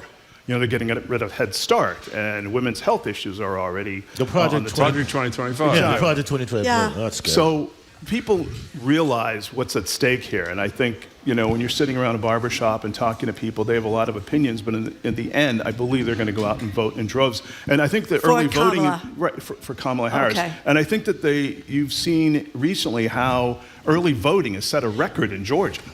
I know. But early voting in I think it's Arizona or in Nevada is much higher Republican than it was in the past. So we shall see. But I did hear something today just saying about the early voting, that if you look at who's voting early, that they believe that the Republicans are voting early are just Republicans who would have voted on the election day. And can I give you a little advice, if I may? Yeah. I shouldn't be giving you advice. That relative of yours, tell them the election is November 6th. Okay. Gentlemen, you're doing a great job in a year and a half for that paper. It's based BayStateBanner.com. Do you know that? Yes, it is. Okay. BayStateBanner.com. Gentlemen, Okay. it's great to see you. Thanks so much for your Thank time. you very much for being with us. Thanks for having us. Thank you. We've been Our speaking pleasure. with See you Bay soon. State Banner publisher Ron Mitchell and associate publisher Andre Stark. Thank you very much for coming in. BayStateBanner.com is the website. Okay. After a quick break, we're going to talk with Boston Globe business columnist Shirley Young. We're going to talk to her about the sale of the Celtics, a possible new arena for them to play in, and she's going to talk about something some of the Celtics are doing, creating this so-called Black Wall Street in Boston. Don't go away. You're listening to Boston Public Radio 89.7 GBH live from the Boston Public Library and streaming at youtube.com/GBH News.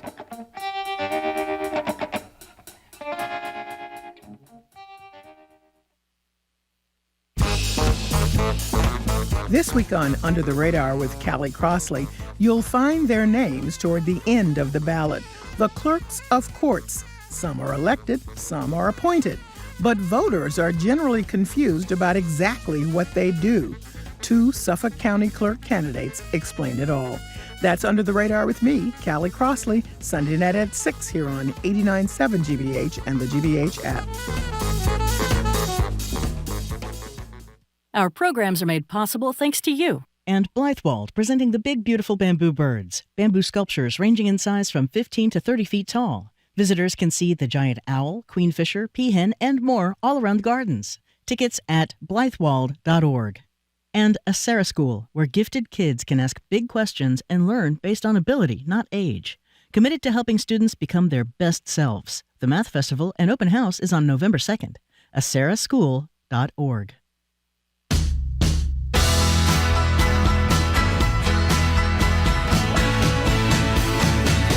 Welcome back to Boston Public Radio. Jim Browdy, Marjorie Egan, live at the library, streaming at youtube.com/GBH News. Monday, the former Labor Secretary of the United States, Bob Reich, will join us.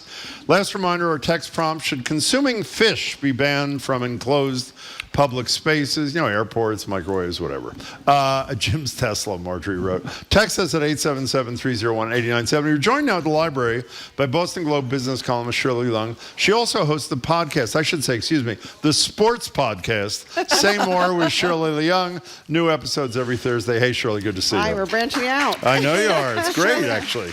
So we know that last spring campuses were overrun, a lot of them with protests about what was going on in Gaza and concern about anti-Semitism, and it got really kind of testy, in some cases violent. But this Harvard protest that I've been reading about for a few days was not violent. It started with a bunch of kids going into the Widener Library. Is that his Widener Library? Thank you. And silently have a little protest with their laptops. Then some faculty members went in solidarity, and now they're all suspended from using from your library for 2 weeks. So how are they supposed to protest if they're upset about Gaza? I know. Maybe you could see them doing it for the students, right? Just to show who's boss. But the faculty, that seems outrageous. And so be able to tell the faculty, what to do, what they can and cannot do when they're peacefully protesting something. It's really outrageous. I know I should probably be more mad about the students, but the faculty seems really outrageous. Well, the issue, by the way, here, and let me just, when you engage in protest, there may be consequences. However, Harvard doesn't have a history of imposing consequences on this kind of peaceful behavior. It's a function of the fact, you've written about, others written about, a lot of these very wealthy, very conservative, very controlling billionaire donors are essentially, in my opinion, running Harvard University. And I'll tell you, when you find out you're a parent, I think, who wants a kid to go to an academic institution where there's freedom of discussion and speech, as long as it doesn't cross a line, this surely did not, and you hear they don't do that there, not only is it not good for Harvard, I think it trickles down into the whole notion of academic freedom. You tie it to the fact that Harvard's not going to get involved or take positions, that neutrality thing. I have to say, in my opinion, as I live down the street from Harvard, it's a troubling time for America's, other than Princeton, premier university. Shirley went to Princeton. But I guess you expect people. to protest in college for Yes, all sorts especially of things. in college. So is it you can protest about everything except Gaza, or are we going to have different rules, or are we going to? That's There's right. no protest about anything. I mean, I'm hoping these kids. I hope they push they test the envelope, push the envelope. By the on way, this. it's They clearly should. about Gaza. Don't you think it's 100% Of course it's about Gaza and the but it's Palestinians? right, but you raise a good point. What if they protest about something else? Would they get the same punishment? I kind I of would say doubt the it. answer is no. And it makes them look very foolish. And let me say what I've said a million times before. When you've got as much money, money is power, right? Money is freedom. You have billions of dollars. You can do a lot of things that regular people can't do. They are loaded over there. They are. So I don't get why they want to kowtow. I get your theory is that they're upset about some of these rich donors. They can afford to tell these rich donors to They take a chose hike. not to. That's what I don't get. Yeah. Why do they want to look ridiculous? I guess they don't want more headlines. They want this to all go away. I'd say when you suspend from library privileges students and Right. faculty, you get headlines. Right, you get headlines now doing this, and they might have stepped across the line here. Okay, so I don't know if it's a more positive note, but it's a note nevertheless. We have discussed every month for months and months and months with Mayor Wu when she's here, her proposal to do a rejiggering of the property tax from residential, shift a little bit more to commercial. The business people are upset because obviously it's not a great time, downtown business here. The business, and Karen Spilka, the Senate president, said essentially no deal. So Wu has met with business leaders, struck a deal.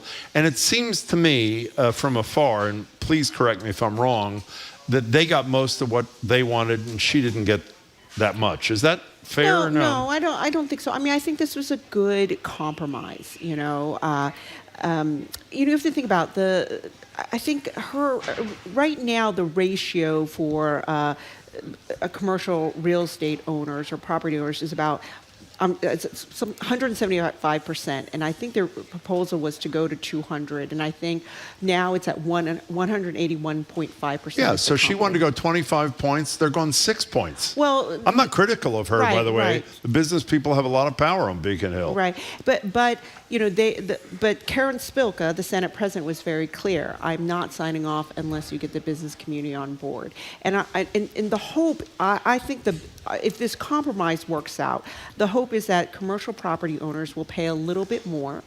As I've written, small business owners, the retail tenants on the first floor, they will get hit with bigger bills. I believe the city is setting aside a fund to help them with those bigger bills. At the same time, I'm hoping with the residential property owners, they'll face an increase still, but it won't be as big. So everybody, shares in the pain a little bit. Okay, one last thing about the legislature, then we'll move. I have a question about Oh, sorry, this you too. do it. I just wonder, what do you think of the politics of this? Wu's ability to get this compromise? I mean, because it was pretty black and white a few weeks ago.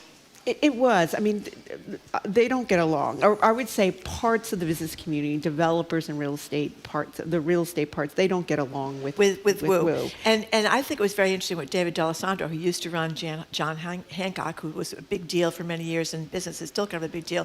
He said the reason they don't get along is because the egos of these big developers had not been sufficiently stroked by the mayor of Boston, and that's what it's about.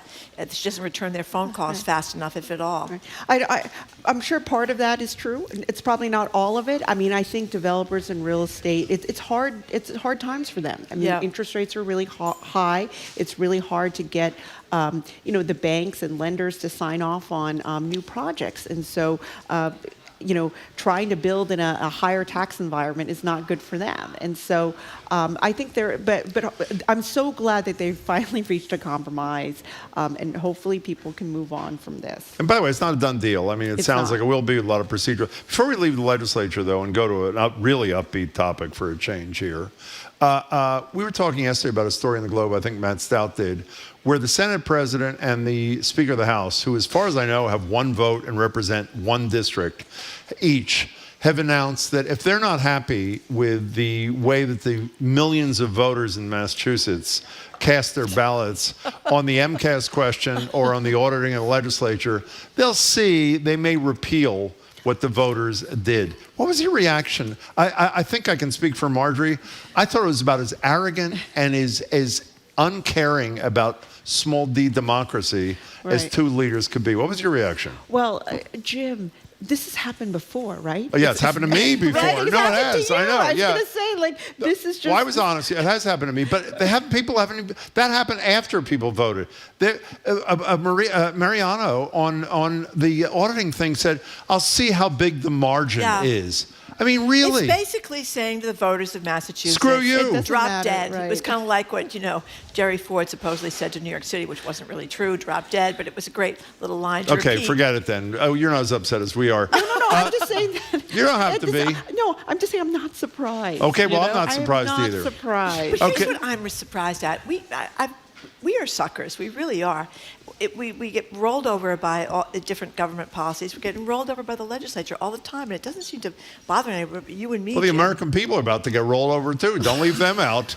Okay, so we're going to go to something upbeat because I'm sick of being depressed. Okay. So there are a couple of players and a wife on the Celtics, and we'll get to the Celtics in a minute. Yes, it's not just a wife, a two-time gold medal. That's not right. You're so right. World Cup title. Okay, I apologize. Yeah, she's a big deal. She actually is more decorated than well, the then you tell the story. Drew Holiday. What's Drew Holiday's wife's first name? Lauren. Holiday. Holiday. And Jaylen Brown. Yeah, U.S. Jaylen Brown. national soccer team. I've been writing about over a year now about Jaylen Brown's Black Wall Street, and my colleague Gary Washburn asked, what are you going to do with that money, Jaylen? And Jaylen's like, I want to use some of it to build a Black Wall Street in Boston, and it's taking him a little bit more than a year to figure out what does that mean. Basically, he wants to create generational wealth, in Black and Brown communities in Boston.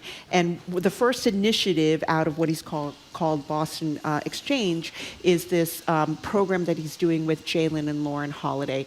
And they've come together to do an accelerator. And they just, they opened the applications in August, and they just picked the first class of 10 Boston area entrepreneurs, all of color, and the idea is that they're in this what they call creative economy. They fashion, design, media, culinary arts, and the whole idea is that this is a group of economy that doesn't get a lot of support, doesn't get a lot of love in Boston, and there are also a lot of people of color in this category. So they wanted to create an accelerator for them. So they all got it was almost like a golden ticket. All of them. Yeah. They all got they get up to $100,000 over the next 3 years. Each year. Each total. Yeah. Okay. Over 3 years. Okay.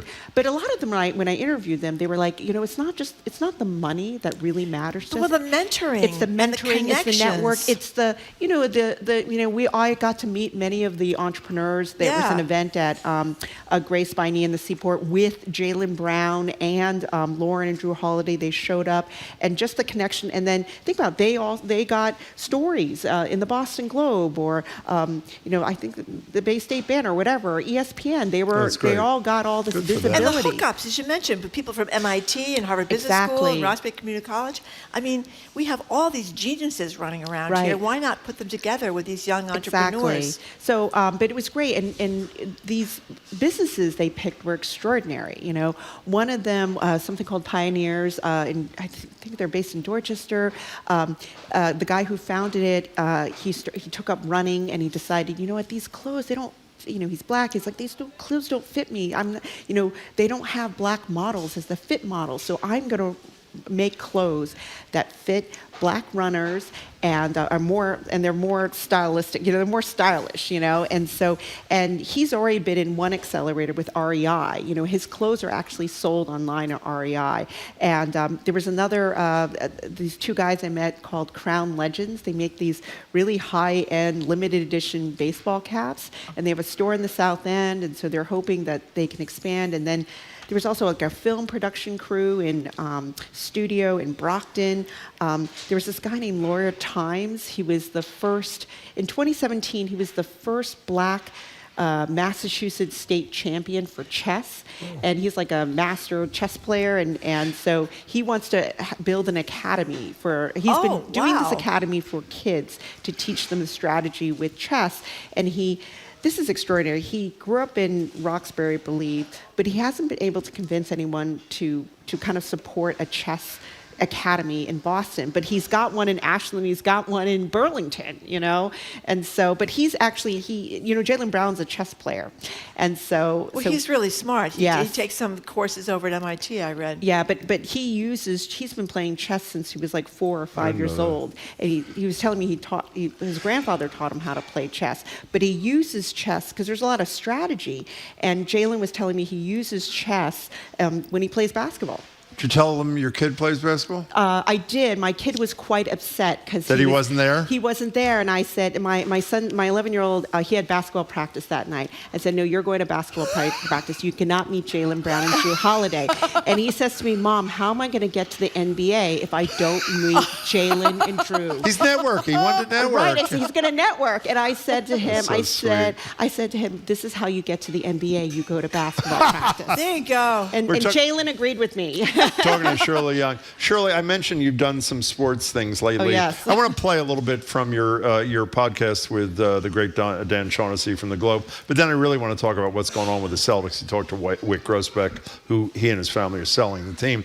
Here's Shirley on her latest episode of Say More Podcast talking to Dan about getting tickets from the Globe to attend Game 4 of the 2004 Sox-Yankees series, a game everybody, of course, thought the Sox were going to lose.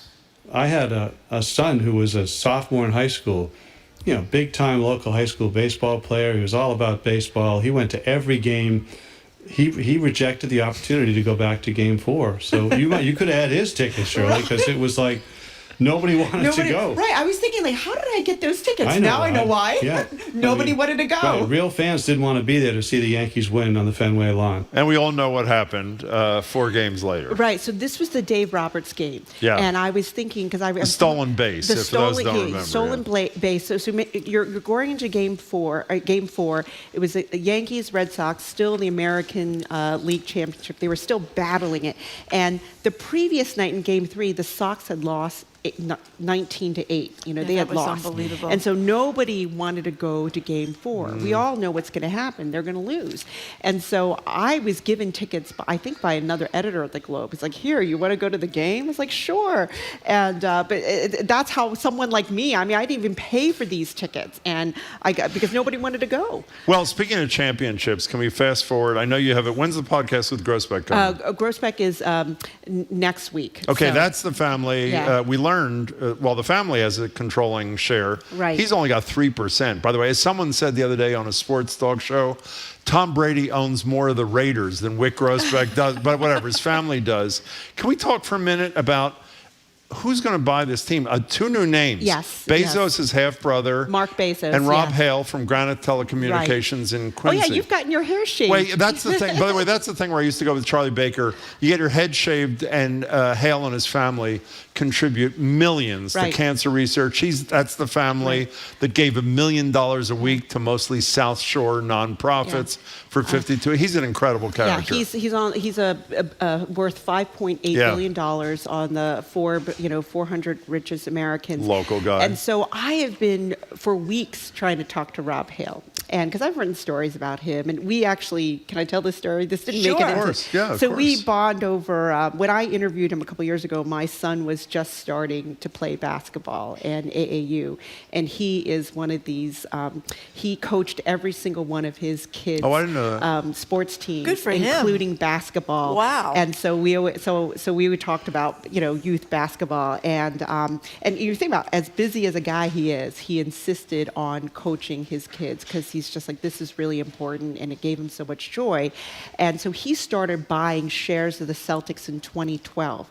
You can only buy shares of the Celtics if someone sells them. Okay, so I thought he only had bought once, but he said, no, I've bought 3 or 4 times. So he must have a good chunk of the Celtics. Is he the front runner? I don't know. Who's the front runner? We have no idea. The bankers have been hired. I think the bids are being, or I think soon they'll be asking for bids. So Rob Hale. So one of the things we were trying to get to Rob on is, do you want to remain a limited partner? like a minority partner, or do you want to be the lead owner? So did you get to him? And so, no, we did. We interviewed him, but he said he hasn't decided if he's going to be the lead or the limited partner yet. And he gave me this great basketball quote. He said, "I'm hanging around the hoop," because he's just trying to see, which opportunities are better. And so he's waiting in the wings. And I think Mark Bezos is looking to see. And he has, of course, Amazon money. He was a very early investor. Did you ask? We'll listen to your Grossbeck thing. Did you ask them if they have a desire to sell to local people? That was one of the questions. Oh, great. And can you tell us, or should we wait? You need to wait, of course. Well, I have a question. Are they talking about getting a new arena? Well, you wrote about that too. So I did ask about this too. I did ask Wick this as well, and I also asked Ralph. Wick, listen, he calls him Jaylen. He calls him Wick. Go ahead, Shirley. Anyway, so I also separately did a piece on would the new owner potentially want a arena just for the Celtics. Right now, the Celtics rent TD Garden. They share it with the Bruins. TD Garden is owned by Delaware North, which is owned by the Jacobs family, which owns the Bruins. So they get all the concessions, all the stuff. Right. So I was just wondering, if you're going to pay $5 to $6 billion for a new team, wouldn't you want to also get concession revenue, get signage revenue, get all the concerts that come through when there aren't games? And when you talk to economists like Andrew Zimbalist, Smith College, he's like, of course you have to run the numbers. Of course you have to. You're leaving too much money on the table. And but of course we know it's impossible to build in Boston. We only have a couple seconds. I'm reading your column and I'm saying I can't believe that this, considering how tough it is to build talk to Kraft, to build a stadium here, I can't believe this woman, Shirley, has not spoken to Larry Moulter, who built the garden in the 90s, and we all love, by the way. And lo and behold, what did Larry Moulter say? Larry Moulter was like, oh, this is really hard to do. It's really, and basically I said, after talking to Larry's, you can tell he does not wish this experience on anyone. I mean, it took even 30 years to build TD Garden, which was actually built. The old garden was right next to the exactly. So it only went I don't know, a few feet or something, a few yards. Are we making it too hard? Should we? We're out of time, but I do wonder if we make it too hard. A lot of cities make it too hard, and they have terrible housing costs because it's so difficult. We do make it too hard. Yeah, absolutely. We do make it too hard. We can talk about We'll continue this next time. When's the Wick thing land? I'm dying to hear. Probably Thursday. Fabulous. Great to see you, Shirley Young. Thank you very much, Shirley Young. We have been speaking with the great Boston Globe business columnist, Shirley Young. A must-read in the Boston Globe, and you got to listen to her podcast, Say More with Shirley Young. Great one with Dan Shaughnessy, by the way. She joins us weekly. After a quick break, all day we've been soliciting texts on the subject of fish and other smelly foods in public spaces, like your car, Tesla la la, or in your office microwave, subjecting everybody else to those smells. We'd like to read your favorite texts after a quick break. You're listening to Boston Public Radio 89.7 GBH, live from the Boston Public Library.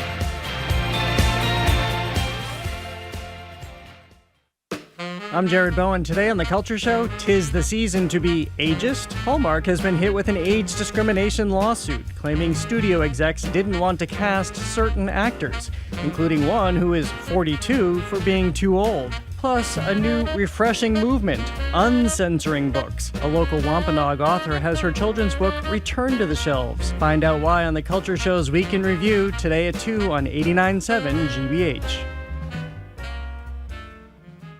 Support for our programs comes from you. And Mass General Brigham Health Plan with Medicare Advantage plans featuring a new flexible benefits card to cover fitness and weight loss programs, healthcare transportation, and over-the-counter healthcare needs. mgbadvantage.org. And the University of Massachusetts Amherst Mount Ida campus in Newton, connecting students and employers in Greater Boston and offering on-campus graduate and pre-college programs. Learn more at umass.edu/Mount Ida campus.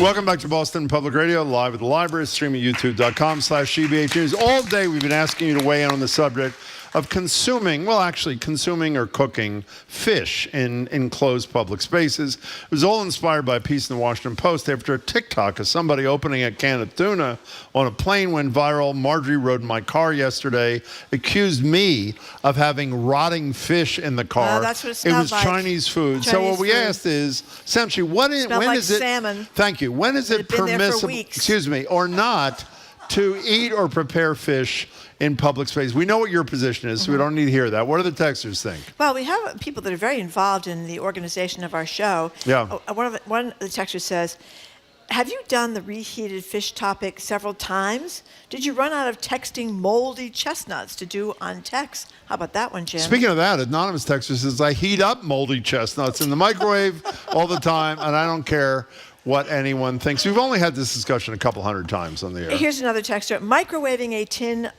can of tuna in the office is basically what this election season is all about.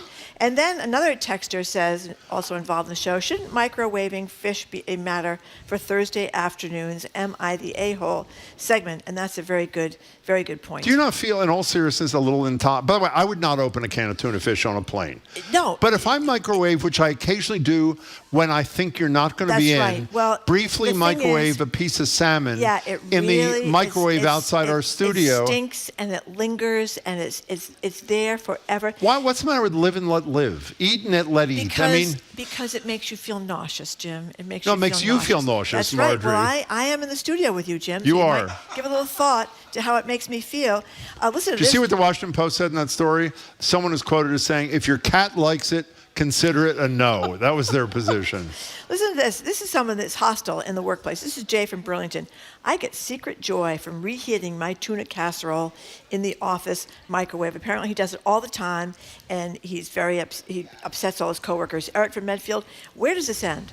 Smelly fish? Sure, that's gross. But how about people who don't shower, who wear too much perfume? How about teen boys and Axe body spray? Oh, my God. Can I be clear about this? What? People who don't shower should never be placed in the microwave. If that's what your question was. By the way, when I was reading the story in the Washington Post, you know what some people object to? The quote is a quote, pungent smell of eggs. Yeah. I heat eggs in the microwave outside our studio every eggs morning. Smell bad. You've never complained about that. But they have a rotten egg smell. Is what By the way, like an anonymous texter says, isn't it time to start talking about daylight saving time? The answer is next week. It is time to start talking about daylight. Actually, that person said that made them anxious. You know what stresses me out, says Judith? No. The election and Jim's need to discuss the end of daylight saving time ad nauseum in the same week. So there you go. People are very upset about that. Okay, so I would urge greater tolerance on people who consider themselves to be friends and colleagues. By the way, here's a little clip. We have a solution. What is the solution? This is from Barbara in Weaver. I don't know where Weaver is. But Barbara says she keeps a small jar of water and vanilla and whole cloves in her arts community kitchen. And she puts it in the microwave after someone, like you, Jim, uses it to heat up this gross fish and salmon, and she says it makes the room smell good. Well, you know what the other alternative, by the way, is? And then we can wrap this thing up. Don't put fish in the microwave. Jim and Marjorie BPR nose plugs. They have those. That'll be during the next pledge thing. They have a little 89.7 on one plug and a little something on the other. Okay. Thanks for your text. We appreciate it. What's up? The smug plugs. Very nice there. Thank you. What's coming up then? Coming up after the 1 o'clock news, we're going to talk. And you received a new bank or credit card in the mail recently, there's an easy way to update your information. Just visit gbh.org/update and keep your membership up to date. That's gbh.org/update. Support for GBH comes from you. And Johnson & Wales University, committed to going beyond the classroom by helping students develop networks, obtain real-world experience, and providing hands-on learning that makes an impact. More at jwu.edu. And the Newberry of Brookline, a Kisco signature community. Retirement living opening this fall with independent, assisted, and memory care residences. Sponsors of the Alzheimer's Walk on October 27th. Life at thenewberry.com. Trusted. Local. News. You're listening to 89.7 WGBH, HD1 Boston, online at gbhnews.org. GBH News with NPR. What matters to you. I'm Jim Browdy, head on Hour 3 of Boston Public Radio, live from the Boston Public Library. GBH Arts and Culture reporter James Bennett II joins to discuss...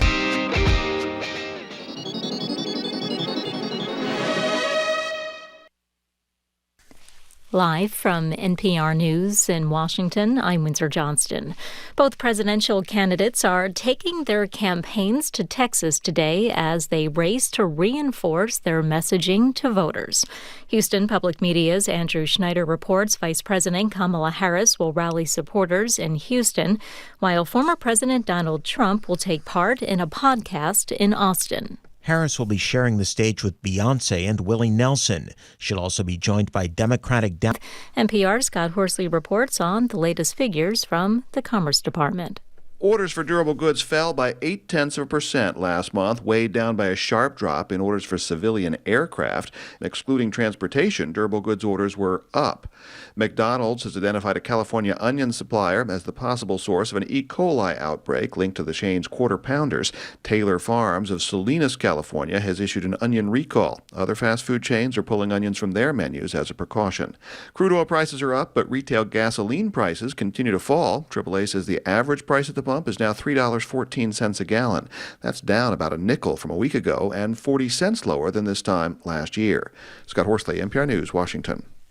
This is NPR News from Washington. Good afternoon. With the latest from the GBH Newsroom, I'm Henry Santoro. 1 year after the mass shooting in Lewiston, Maine, law enforcement officials in Massachusetts say they've taken lessons from that tragedy. Retired Police Chief Michael Bradley, who heads the Massachusetts Chiefs of Police Association, says the state's new gun law makes it easier. Taylor Allison Swift will take students on a deep dive of the pop star's influence on American life and examine how celebrities impact society. Dozens of universities around the country have begun offering classes centered around Swift, including other local institutions like Northeastern and Harvard University. That is one final exam you cannot leave a blank space on. World Series gets underway tonight, and BC plays Louisville in Chestnut Hill. Sunny low 60s today. We are at 58 right now. This is GBH News. Support for NPR comes from NPR stations. Other contributors include Progressive Insurance. Progressive is looking for dedicated and forward-thinking... Oh, I called him Fishbone. That's terrible. His cousin is Fishbone, by the way. Right. It's a different guy. I know Mr. Fishbone very well. Okay, it's a good start. Adam Go ahead. Driver, Lawrence Fishburne. I mean, it's great actors, but it's not getting great reviews. It's not getting great reviews, and part of the reason I was interested in seeing this at all, and I did see it late, was because I feel we've been in this kind of cycle of movies that have been getting a lot of hype from the studios and then getting put in front of these audiences and then just falling completely flat.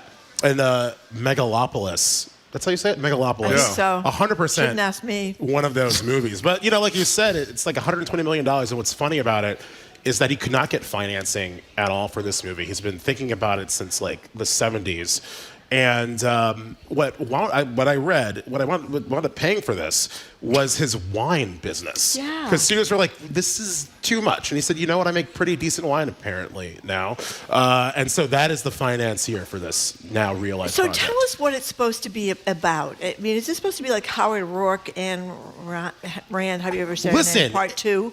Also find out can heal wounds in his medical applications. Ooh. And he wants to build a city, with this substance called Megalopolis. And it's the clash of whose vision, wins out. Okay. I was almost all the reviews have been horrible. Mm-hmm. I read the New York Times review, which is, I'd say, borderline glowing. It feels like a dream about cinema itself, its past and hope for a future. One that Coppola, now 85, has nurtured for so long that the film's commercial prospects seem beside the point. In the end, what matters is the movie, a brash, often beautiful, sometimes clotted, nakedly personal. And even then, all those great painters of the European masters, they had assistants and everything, and their labor is also erased. But theoretically, a writer, right? Sits in an office. Like, look, I sit in an office, 10 hours a day sitting at the computer writing. It's not a glamour. You can't really make a movie about it. Okay, I pulled the wrong clip, but whatever. What is her point exactly? What is she trying to say? Yeah, so her point is effectively that she has two things, right? One is that the movie fundamentally misunderstands architecture and how it works, and you kind of have to get that right because this movie is so focused on architecture. Like, we were talking, and there was a point where she, had said that this could have been like a kind of Robert Moses-esque power struggle movie, but we just don't get a sense of how this profession, how this art actually, comes into comes into being. And the other thing that she, had to say about it, that was really funny, is I asked her, when we finally get the big reveal of what Megalopolis looks like how did that make you feel as an architecture critic, like someone so steeped in knowledge in the subject? And she, a different reason, right? I don't think anything that it was trying to do was working. And in the same way that with Megalopolis, a lot of stuff wasn't really working, I at least kind of understood what they were trying to do. And this is like a jukebox musical. She's singing throughout the whole, she's singing along? Yeah, but she's not singing well, which is really hard to get past. It's Lady Gaga. It's like, I know you can. She has maybe one number where you really get the full kind of, throated, like, I know what I'm doing, where she gets to shine. A lot of it's just, her singing this weird throaty, accented voice. But like the musical sequences are all really divorced from what's going on. Indeed, a sexathon when it was on WGBH. Can we talk about something good for a second? Sure, why not? What is Project STEP? Okay, Project STEP, it stands for the String Training Education Program. It was founded back in 1982 by William Moyers, who's then the one of the managers at the BSO. And their whole idea is to give classical music training to underprivileged, kids. And the idea about what the Moyers had is that the orchestra should look like the community that it's playing to. And then, crucially, it's not just about, here's a violin, here's a viola, here's a cello, here's a bass, let's teach you how to play it. It wants to kind of give the training so that the kids, and this is a K through 12 program, if they want to go and pursue this as a career, they kind of have the material to make that an actual thing. And currently, I don't have the numbers, I'm sure you do, Asian Americans are, in terms of people of color, doing fairly well in major orchestras. Yes. But I'm assuming blacks and Latinos not so well. That is generally correct. So I forgot the name, the musicians and the conductors. You know what I think is terrible, though, and I don't know enough about every school system in the country, but a lot of school systems, when I was a kid, even in Fall River, which is not a rich town, we all could take music for free in the school, and you could get a violin, or you could get a clarinet, or you could get whatever music you wanted. They would teach you in school. That's not happening in a lot of places, and music lessons are very expensive. Yeah, they're expensive. I got a recorder, and to kind of hammer home, I guess, like how weirdly terrible a lot of music education programming has been. I own an oboe by accident because they accidentally stole it from the... Yeah, you got to get folks into the audition room. And it's... the veil is really interesting, right? Because that was introduced... I think it started really taking off, I want to say, back in the 80s. I could be wrong about that. And like I had mentioned in that report, gender parity has really kind of, trended towards, the mean insofar as we're, categorizing, musicianship gender in an easy to read binary. So that worked, right? But again, you're doing the whole game of, I'm not really seeing color. And it's like, well, yeah, you're not really seeing it, but also these people aren't there to begin with to even walk into the room. Is your report on gbhnews.org? Is that up That there? is, in fact, in gbhnews.org. Fabulous. Yeah. Check it out, Project STEP. So this was a great story about Ether Day at Mass General. Tell us. Yeah, it was Nasir Jones Nas Day. It's celebrated throughout the borough of Queens in New York. This is falling completely flat, referencing the diss track Ether. No, this is a... Oops. Okay. This is a day that is celebrated by anesthesiologists the world over. October 16th, 1850, were too risky to try when the patient was alive.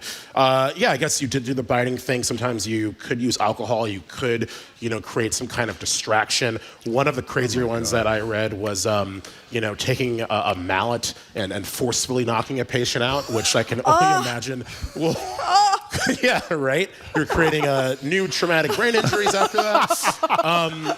But what's weird about the ether thing that I learned is this was in 1852, and we have this popular image of, soldiers, in the Civil War on the battlefield. Yeah.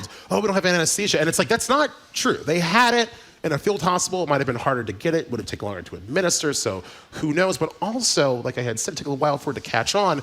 The public is so skeptical, so a lot of times it's up to the surgeon to decide whether or not they wanted to administer anesthesia in the first place. And in the case of childbirth, using anesthesia was considered an affront to God. What makes you the master of pain that you can remove this thing that we've been so-called cursed to deal with? By the way, are you aware of the fact 83% of people who didn't get the COVID vaccine use a mallet when they're getting surgery? Did you know that? It's incredible. They don't believe in anesthesia either. But hold on for 1 second. Yeah. That could cause terrible things like traumatic. I mean, did that really happen? They took and. I don't know if I did not look at any records of brain injuries from that time. But they really did that. Apparently, that's some credible government resources have told me that from the NIH, et cetera. Wow. Okay, there was this guy, Ringo Starr, who was in a pretty popular band a while ago. And here he is singing, he's in his 80s, I think, singing a current tune called Time on My Hands. Here's a little piece of Ringo. But she slipped through my fingers, and I've got time on my hands. Time on my hands. The lessons been learned. Okay, that's about enough. Why am I playing that? Why am I playing that again? You're playing this. It's his first studio album in maybe 8 or 9 years. It is co-produced and co-written with. I always get the emphasis on the name wrong. I'm sorry. Please help me. Co-written with T-Bone. Burnett, yeah. Okay. I almost like, is it Burnett? It is. Co-written 9 of those 11 songs. Alison Krauss and Billy Strings are some of the featured artists on it. But yeah, Ringo's venturing into country, and it kind of fits into this milieu, right, of country being a thing that at least American ears are very much getting used to outside of the kind of like niche listening groups, even in the pop sense, right? The pop, country chart, is still widely popular, maybe not deep cut country, but we're seeing, these songs leak onto the Billboard Hot 100. I mean, you had Beyonce earlier this year, Shabuzi. She won a lot of awards for that, did she not? Yeah, she did. That was a joke. That was actually a joke, James. What? Thank you. Yeah. Wait, can we stay with Ringo for a second? Ringo was always seen as sort of the country guy. I think he was always seen as the poor sister in a way, well, maybe. too. Well, but go ahead. He has a history, because those early Beatles albums, they're all effectively cover albums of, American and then, indent-Black American music forms. And I think it was on Help. Where he sings Act Naturally, which is a Buck Owens, Oh, I didn't know that. Yeah. So if you want to listen to what Ringo sounds like in a country setting when in his younger voice days, I mean, that does exist. So, thank you, John. He said country album in 1970. So John knows everything. He's 84 or 85 or some such thing. Marjorie and I were taken by a friend about a month or two ago to go see the Rolling Stones at Gillette. I think Mick Jagger I was stunned. Is he 81 or I don't is know, 80 or something? But I couldn't believe it that this guy could be 81 and dance for 2 hours. 2 hours. He was non-stop. Like hopping up and down and running up the runway and running back. I guess was amazed. He sounded good. He was fabulous. I thought he was fabulous. Keith Richards sounded like he was disinterred to come back to the concert. But I mean, he was who he's always been. How do you feel? You're a little bit younger than we are. I don't know if you've noticed. Whoa! How do you feel about 80 year? I mean, obviously the Rolling Stones, the Beatles, or a Beatle, etc., and lesser artists, but great artists. Are you put off by 80-something people doing either rock and roll or whatever they're doing? I mean, if they're still really good and if they're lucid enough to understand what they're doing, and I think we talked about this on the Culture Show. I'm serious. Like back in a couple of weeks ago, Herb Alpert, right, is going on tour next year. I didn't know 90? He was alive. He has 2 albums coming out. Yes, he has 2 albums coming out later on this year. Just an upcoming 50th, year of the band. The trumpet player? Yes, the trumpet player. Wow. And he gave an interview at NPR, and I listened to it, and I was like, oh, well, this guy has it going on. And then by contrast, though, one of my great regrets is that I never got to see Sonny Rollins live in any capacity before. Oh. He's still alive, but he also understands that his saxophone playing chops aren't where they need to be, to deliver on his legend effectively. And I really respect that. And I just kind of hangs out, in upstate Saw him in Philly when I was in college. You saw Bruce Springsteen last night on TV. And he's in mid-70s. What'd you think? I thought he was losing a drop of his. Yeah. He's still good, but he's not. I mean, he's singing by himself at a political event. And by the way, we have a friend, and folk is maybe different. Tom Rush, who's a friend of the show and a wonderful. He sounds great. He's in his mid-80s. We've gone to his shows. He's fabulous. The shows are fabulous. They're funny. They're smart. All that sort of. So you're not put off. It's based on talent. No, and it's also the idea, right, of adjusting, what you can do. I mean, I remember reading a New York Times review of a Paul McCartney show. And it wasn't that it's like, oh, this is sad, but it was like, you're trying to do the same things that we all recognize were great, But, there is a world where it's like, let's kind of, reorient ourselves into, what is possible to sound. I haven't been to any of the Finlay concerts since the first one where we took listeners years ago when Springsteen did it. People say McCartney's, even in his 80s, are the best shows, or among the best shows that happen there. Why are they the best shows? Well, he didn't say they were. I didn't say they were. I said that. I just said you that. said that. And I haven't seen them, so discount what I had to say. Let's go see some McCartney. You have anything else time. to say? Any other films you hate before you go? No? Not right now. Okay, get back to us, will you? Cool, I will. So we should go see Megalopolis or not? I mean, I think people should go and see it just so they can get on with the conversation. But, hey, do your thing. I want to see Godfather 3. That's what I want to see. James, it's great to see you. Yeah, Thanks so much. Thank you very much. Appreciate y'all. We've been speaking with GBH Arts and Culture reporter, Culture Show co-host James Bennett. Thank you very much, James. And you're not going to be here this afternoon, you told me, right? You're not going to be here? You're not going to be here this afternoon? You're on vacation for the Culture Show? You're not going to be here? He doesn't have mic on, so maybe you should just say he's usually okay, he's usually here, but he's not today. Anyway, after a quick break, forget about food, forget about sports, forget the cost of housing. Boston is creeping up in the ranks of the most rat-friendly cities in the United States of America. We are closing out the week with a very appetizing subject, rats. What are your rat horror stories? Your rat dreams? Have you found ways to coexist peacefully with the rats in your backyard or even in your house? Call and text us at 877-301-8970. You're listening to Boston Rat Radio, 89.7 GBH, live from the Boston Public Radio. Streaming at youtube.com. What did I say? Whatever. Okay, Boston Public Library and streaming at youtube.com/GBH News.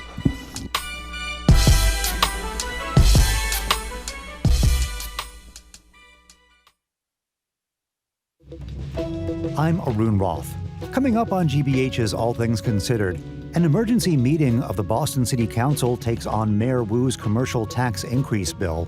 We celebrate 20 years since the Boston Red Sox broke the curse of the Bambino and won the World Series. Plus, journey with us on the Grace Trail with its unique blend of nature, gratitude, reflection, and joy. That's this week's Joy Beat. It all starts at 4 on GBH 89.7.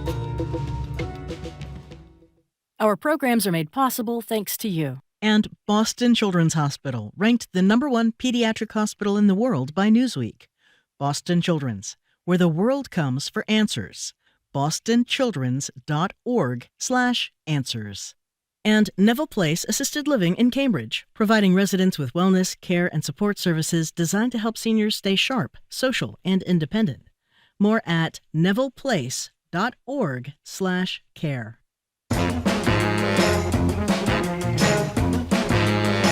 Welcome back to Boston Public Radio. We're live at the Boston Public Library, streaming at youtube.com/GBH News. Monday, the former Secretary of Labor under Bill Clinton, Robert Reich, will join us to talk about the election, the economy, and all things leading up to November 5th. The music you're hearing is Ben. You're not hearing it, but you might have heard it. Oh, now you are. Written by the late Michael Jackson for a movie about the bond between a boy and his pet rat, Ben. To end our week, we thought we'd open up the phone and text lines to discuss a sort of quarterly VPR chestnut, the bond between you and rats in your neighborhood. Every year, the pest control company, Orkin, releases a ranking of the most rat-friendly cities in America. Last year, we ranked 13th.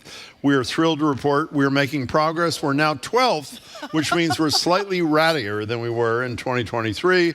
If we stay on this track, who knows, maybe we could top the list in 2030.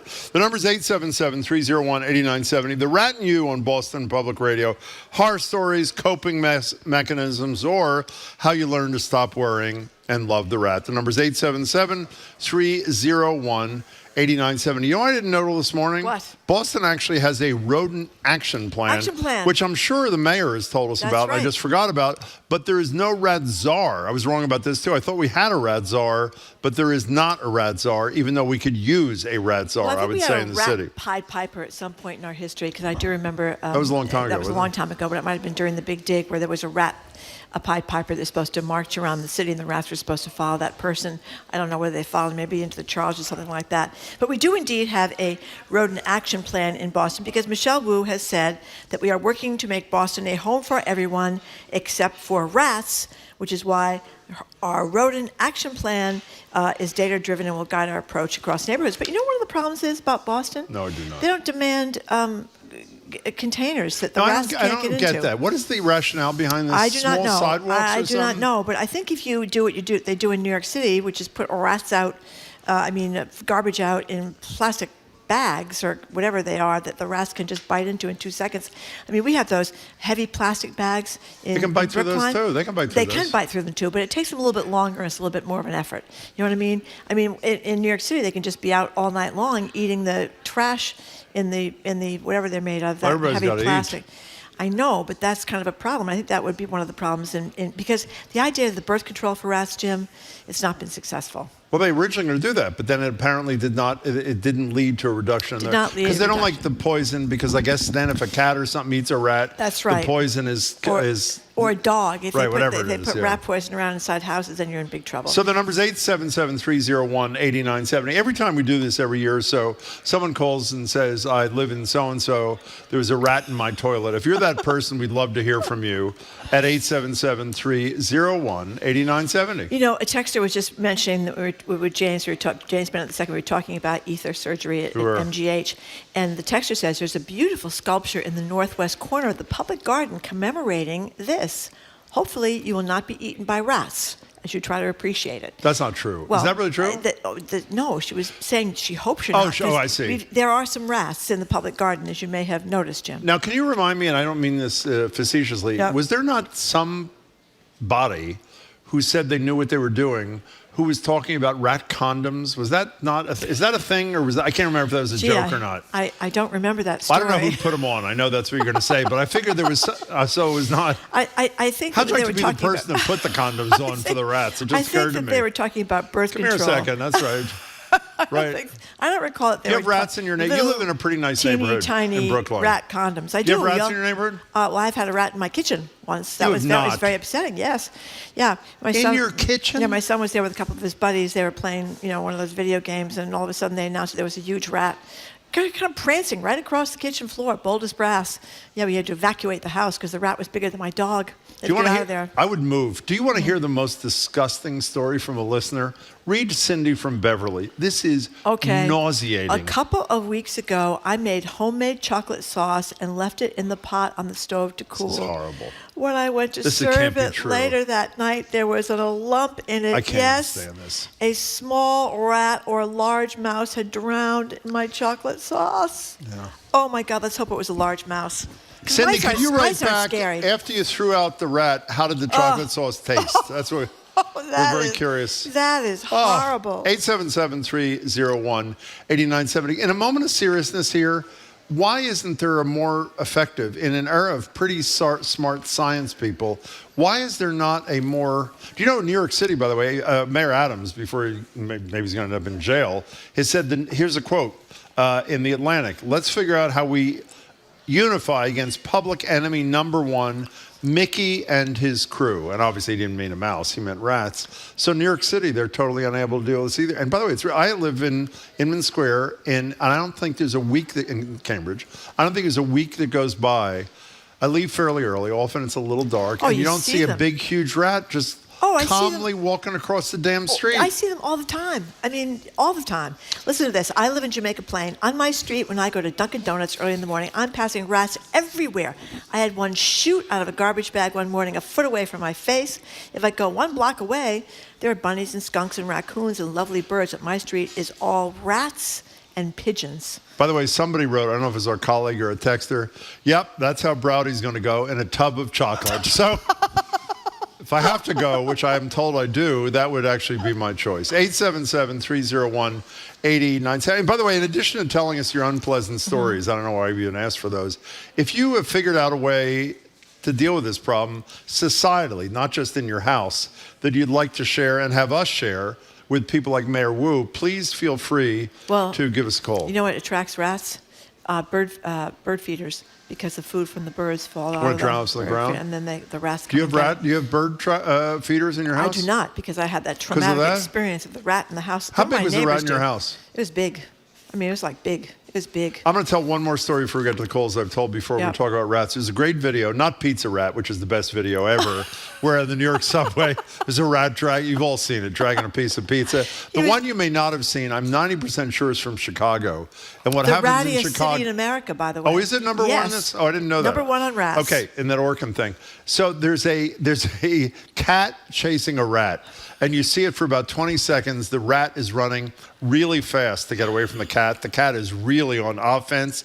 And all of a sudden, and I hope it's real because it's so great. I don't know if it's pre-AI anyway. It was 4 or 5 years ago.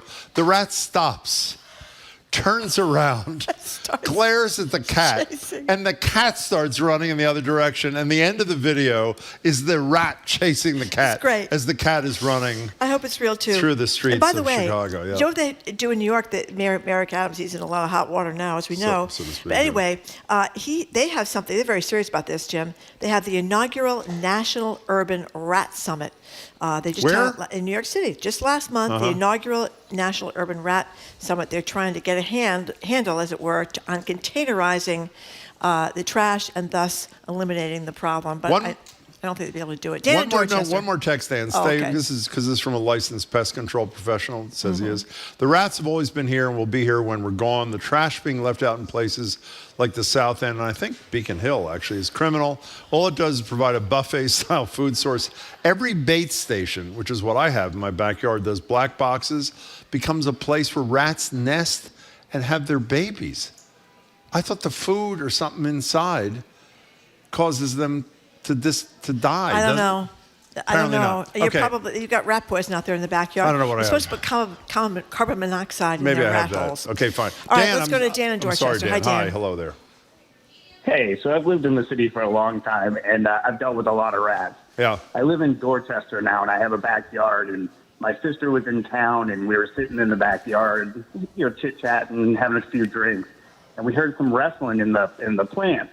We looked over, and I'm thinking it's one of the neighborhood cats coming out, and no, it was this giant rat. Comes out, looks at the two of us, hisses, turns around, jumps into my fish pond, swims away, and then scurries off into Dorchester. That is horrifying. It hissed at you. What is Bold that? as brass. Wait, what does it mean? How does a rat hiss? Did it literally hiss? It made some kind of a noise. I don't know if it was a hiss or whatever, but it definitely made noise, scared the crap out of the two of us, and we scared the crap out of it. Okay, so what did it do? Backstroke, side stroke? How did it swim across the little pond in the backyard? It kind of did like the doggy paddle. Yeah. Probably the rat paddle. The rat paddle. They're great swimmers. I didn't know that. Oh, yeah. That's why they Dan, live in thank the you. sewers. They're swimming around in the sewers, and then they can swim up into people's toilets because sometimes they're going after food or something. And, yeah, they're very good swimmers. I said, and I meant this sincerely, if I had a rat in my kitchen like you did in yours, I literally would have put the house up for sale.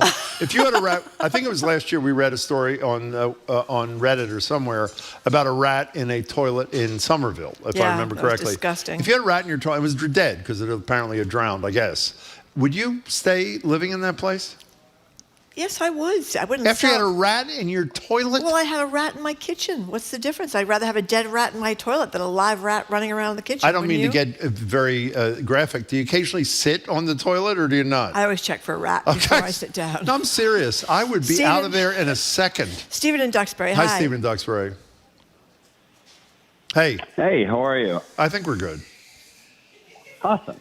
I mean, we're talking about rats, of course. I think we are. I think so, yeah. Yeah, so we just moved to Massachusetts from New York City. Yeah. And, we gained like a crazy appreciation for the intelligence and intensity of rats living in New York. In New York? Oh, do tell. Yeah, so we lived up in the Upper West Side with our little dog and our 6-year-old son at the time.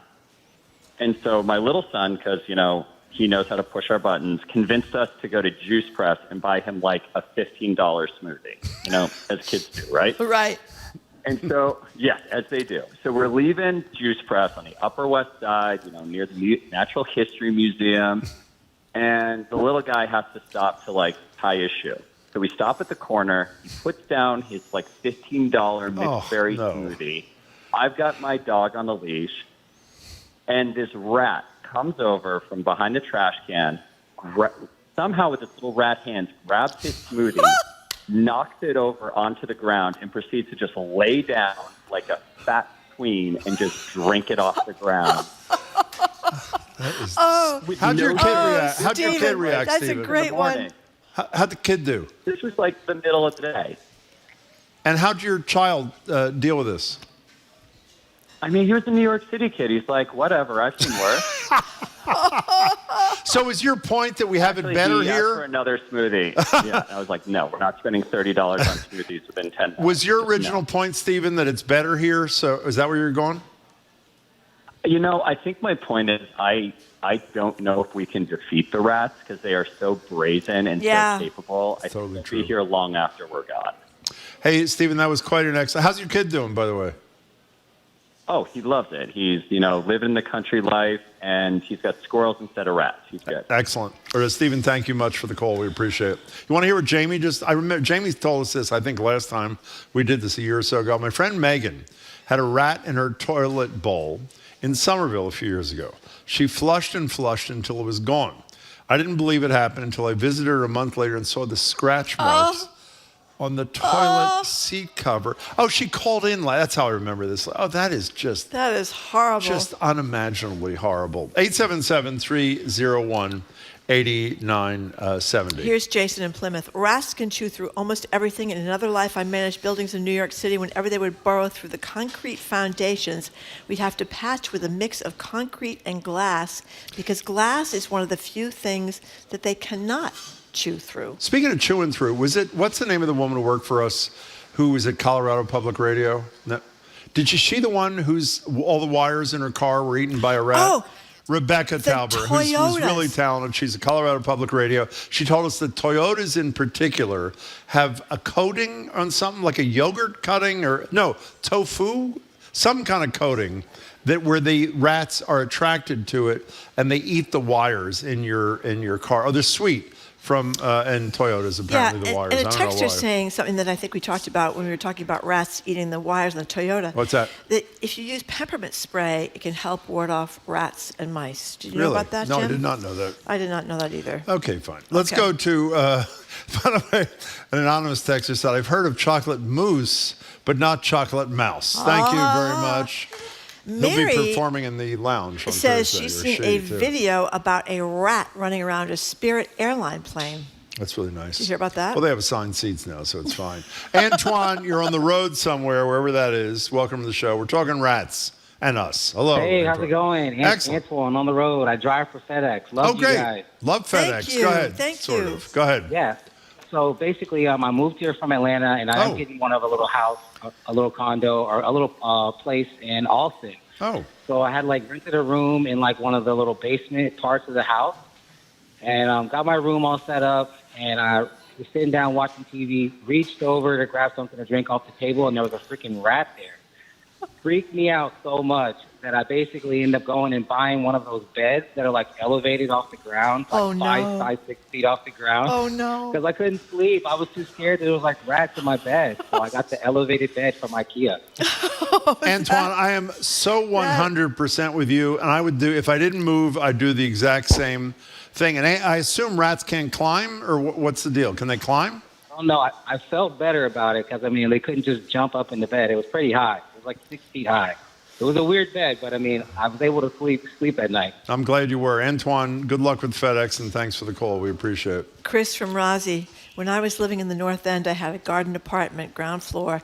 In the summer, I'd leave the door cracked with the chain locked until I witnessed a rat the size of a cat casually walk in and take a rice ball off my coffee table and casually walk back out.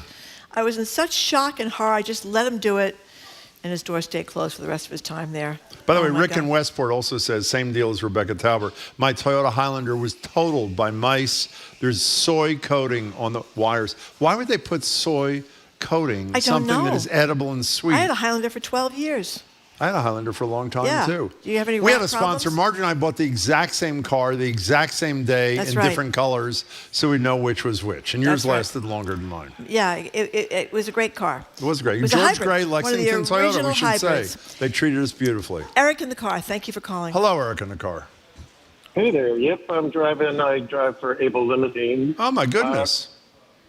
So I'll say that in California, I had a major problem. I moved into this little cottage, and I had rats, lots of them. And I tried everything, snap traps, glue traps, and I would staple that thing to the wood, and they would rip it. They'd get caught in it and rip it out, and then fall into a hollow wall. Oh. But I figured it out on a personal level. I got a rat zapper. I saw it at the hardware store one day, and it totally eradicated my problem. What does it do exactly? So you take it's like a dome-shaped, maybe 8-inch long thing, and you put a pretzel or something behind the metal plate, and you turn it on, and in the middle of the night, the rat goes in to get the pretzel, and then he's zapped immediately. And so there's no pain involved, there's no poison involved. You wake up, the green light's blinking, and you just dump it into the trash and take the trash out. Wait a minute, he's electrocuted, and there's no pain? I'm a veterinarian, so I'm very acutely aware of pain. And so in my assessment, it's an instant death. But, Eric, is it electrocution, or how does he die? Yes, it's an electrocution. Oh, And electrocution. it's run by batteries. So, Eric, if you're a veterinarian, do you have any patients or fellow vets who like having rats around? I have clients that have them as pets. Oh, my goodness. And what do you think of that? I'm not concerned because they're not really carrying the same diseases that the ones in the cities are, right? It's like well cared for. It comes to the veterinarian. It's like inspected. On a global level, I feel like we should do a model like trap, neuter, release. So we neuter all the males. That would take me about a minute and a half per rat. Okay. And then just release them back out. But then they can't procreate, and they'll start to die. But, Eric, there are probably millions of rats. And if it takes you a minute and a half per rat. I get that. What? I totally understand on the global level how many rats exist. But you do what you can. I'm suggesting a solution, what we do with feral cats. And because I've done this for so long, like I can do 100 spay and neuters a day. Wow. I was putting myself out of business. I got it. We got Eric, it, Eric. I have one quick question for Eric. Question. Since you are a vet, Eric, okay, sure. Do rats have any reason to live? I mean, are they serving a function that we should be Excellent. worried about? That's a really good question. That is a really good question, and I'm not sure I can answer it in the time frame. We could talk again about it. Okay. Just wondering. I don't really see a benefit. Yes, okay. Like in biodiversity, I don't see the like benefit. bats. You know, bats are good because they get mosquitoes. I don't Very like good bats. point. Eric, but they that was do an have excellent call. A Thank function. you. The rats must have a function. I don't know what it is. A couple of people have texted about muskrats. Those are like big rats that live in fresh one water. function, I don't know about the circle of life, but they eat pizza. Someone's got to eat pizza, so that's a possibility. Here are two interesting on a similar theme, Marjorie. You ready? Wendy in Winchester, a friend lived in a small Beacon Hill apartment, went to the bathroom. As she sat on the toilet. Oh, God, no. Let me repeat that. As she sat on the toilet, a rat came up the toilet pipe. She jumped off rapidly and broke her leg. Okay, here's another one. Anonymous. I had a rat in my toilet in Medford. It was 3 a.m. I didn't have contacts in when I used the bathroom. Long story short, I peed on a live rat. We were both traumatized. I bet you were. Exactly. Thank you for that.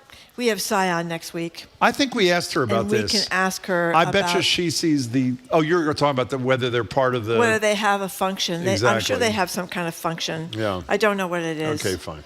Apparently, rats invaded Australia big time 3 years ago. They Did you know about that? Yes. No, I did not. I wasn't aware of that. No, it's okay. Okay. Okay, fine. Dina... Pigeons Dina, are rats. People always say squirrels are rats with tails and pigeons are rats with wings. And seagulls are also rats with wings. Some people would argue. I don't think that's true. You don't think so? No, I don't. Oh. Okay, Jim. let's leave it at that. Let's go to... That's why I'm not a veterinarian. I want to be clear, but I don't agree with that. Okay, let's go to Dina. She is in Andover. Elizabeth says... Dina, eventually we'll get to you. I'm sorry. That rats can jump at least 5 feet high. Yeah. So the guy with the elevated bed is out of luck. Yeah, well, he has 6 feet. He said the bed was 6 feet. So 6 feet? He'd be in the bed, and the rats would keep jumping, almost getting up. Oh, they didn't make it. Looks So what again. does he do? They just almost makes Get out it. of bed with a ladder and just jump right out? No, they have. If you go to, where do you say he got Bunk it? bed Where's kinda that deal? place in Stoughton? Where Oh, you get, IKEA. IKEA. You go to IKEA. They have normal raised beds that are 4 feet high, and Then they they have have rat beds, rat beds. that are 6 feet high. So you ask for a rat bed if you're going to IKEA. Dina, let's at least try once to get to you. Hello, Dina. How are you? Hi, how are you guys? We're excellent, obviously. Okay, so I remember being here for the big dig, Yeah. and they had to keep digging. Yeah, Oh, big dig. we have to do whatever. Yep. Yeah. So the rat infestation then was so bad. I remember them saying they had to call in a rat specialist, I Yeah. think from Bowling Green State University. Well, that was the What Pied makes Piper, people I think. Yeah, the Pied Piper of Go rats. ahead, go ahead. Yeah, but what makes people think that infestation is gone or done? Nobody thinks it's gone. That's the I know, problem. but the rats are I know the rats are horrible because part of it is we're taking up all the space where the animals used to be, and rats are part of that. Well, so what does that mean? We should move out of town? I mean, where are you going with this? I'm serious. I understand, like, the reason we have deer in our backyard is because... Go ahead. Yeah, well, I think they didn't take what happened seriously because they didn't take the big dig seriously. Why would they take rats seriously? Well, that's it's an a hell of an existential question, it's really Dina. deep. We It don't is have the really answer. deep, yeah. But we do have a couple more anecdotes We here. do. Thank you, Dina, for your call. Very fine call. In New York City with my husband on one of our first dates, walking the city after a lovely dinner, we walked past a bakery, steamy windows, racks of fresh bread stacked for the morning. I saw a tail hanging out of one of the loaves. I tapped the window. that is too A horrible. rat popped out of the bread, looked at me, and crawled right back in. That's beautiful. And listen to this one. Please. I was sitting on my sofa when a rat came from our basement and ran across the floor under the sofa I was sitting on. I was tired. I thought, well, I got to really do something, though, even though I was tired. So I called my roommate, who ran down the stairs with a broom. We lifted the sofa, and the rat disappeared into a hole in the sofa with loads of candy wrappers Great that story. were underneath the sofa where he Fabulous. apparently had been living for quite some time. Okay, can I, Oh, before we God. get to Jared here, Yeah. it's interesting. For the guy who called, who bought the rat bed, the 6-foot thing, and we learned that rats can only jump 5 feet, he or she is saying, just don't hang your leg over the side of the bed. That's a very, it's a very useful Yeah, and be thing. careful if you get out of bed too quickly. 6 feet is quite a ways to Do you drop have down. any rat experiences, Jared Bone, or what? He's here. He's the head culture show thing. It's starting live right here, so don't leave. Go ahead. I encounter rats all the time, actually. You do? Where? Because I run in the morning and I live in the city, so I see them all the time. Have people defended them? I have a huge sympathy for rats, I have to tell you. I Based do. on what? See, Aiden's giving me applause here because they're just squirrels without the cute fluffy tail or rabbits without the ears. They're just the poor animal. Does anybody with an in ugly this tail. audience agree with Jared? Is there even Aiden? We're not talking to We you. have a couple, right? Three thank you. people. Thank you. I don't know What is why they wrong get with such them? a bad rap. The poor rats. Why do they get such a bad rat? That is exactly right. Anne has emailed with the purpose of rats. What is it? The purpose of rats is to make more rats. That's by the way, isn't the gestation period like 5 minutes? I forgot about They that. lose to the rabbits on that one. Exactly. That's right. Okay. Well, that was nauseating discussion. All right, what's on your show? What are you doing on the show? I can't believe there's not more sympathy for the rats. Well, there's not much sympathy here on our show. Some sympathy. Go ahead. What we are you have a lot doing of people again? about the rat zapper, $56.99 on Amazon. I know the guy was a vet, but I'm not comfortable. Even I don't like rats, but I don't want to execute him. I don't think. Electrocute him. What's the difference between a mousetrap? What do you think that is? It breaks the little mice necks. Oh, this is horrible. Horrible. Yeah, okay, Jared wouldn't use it. Sometimes it misses. Jared lives in his house. He says, "Come on down. Come on in.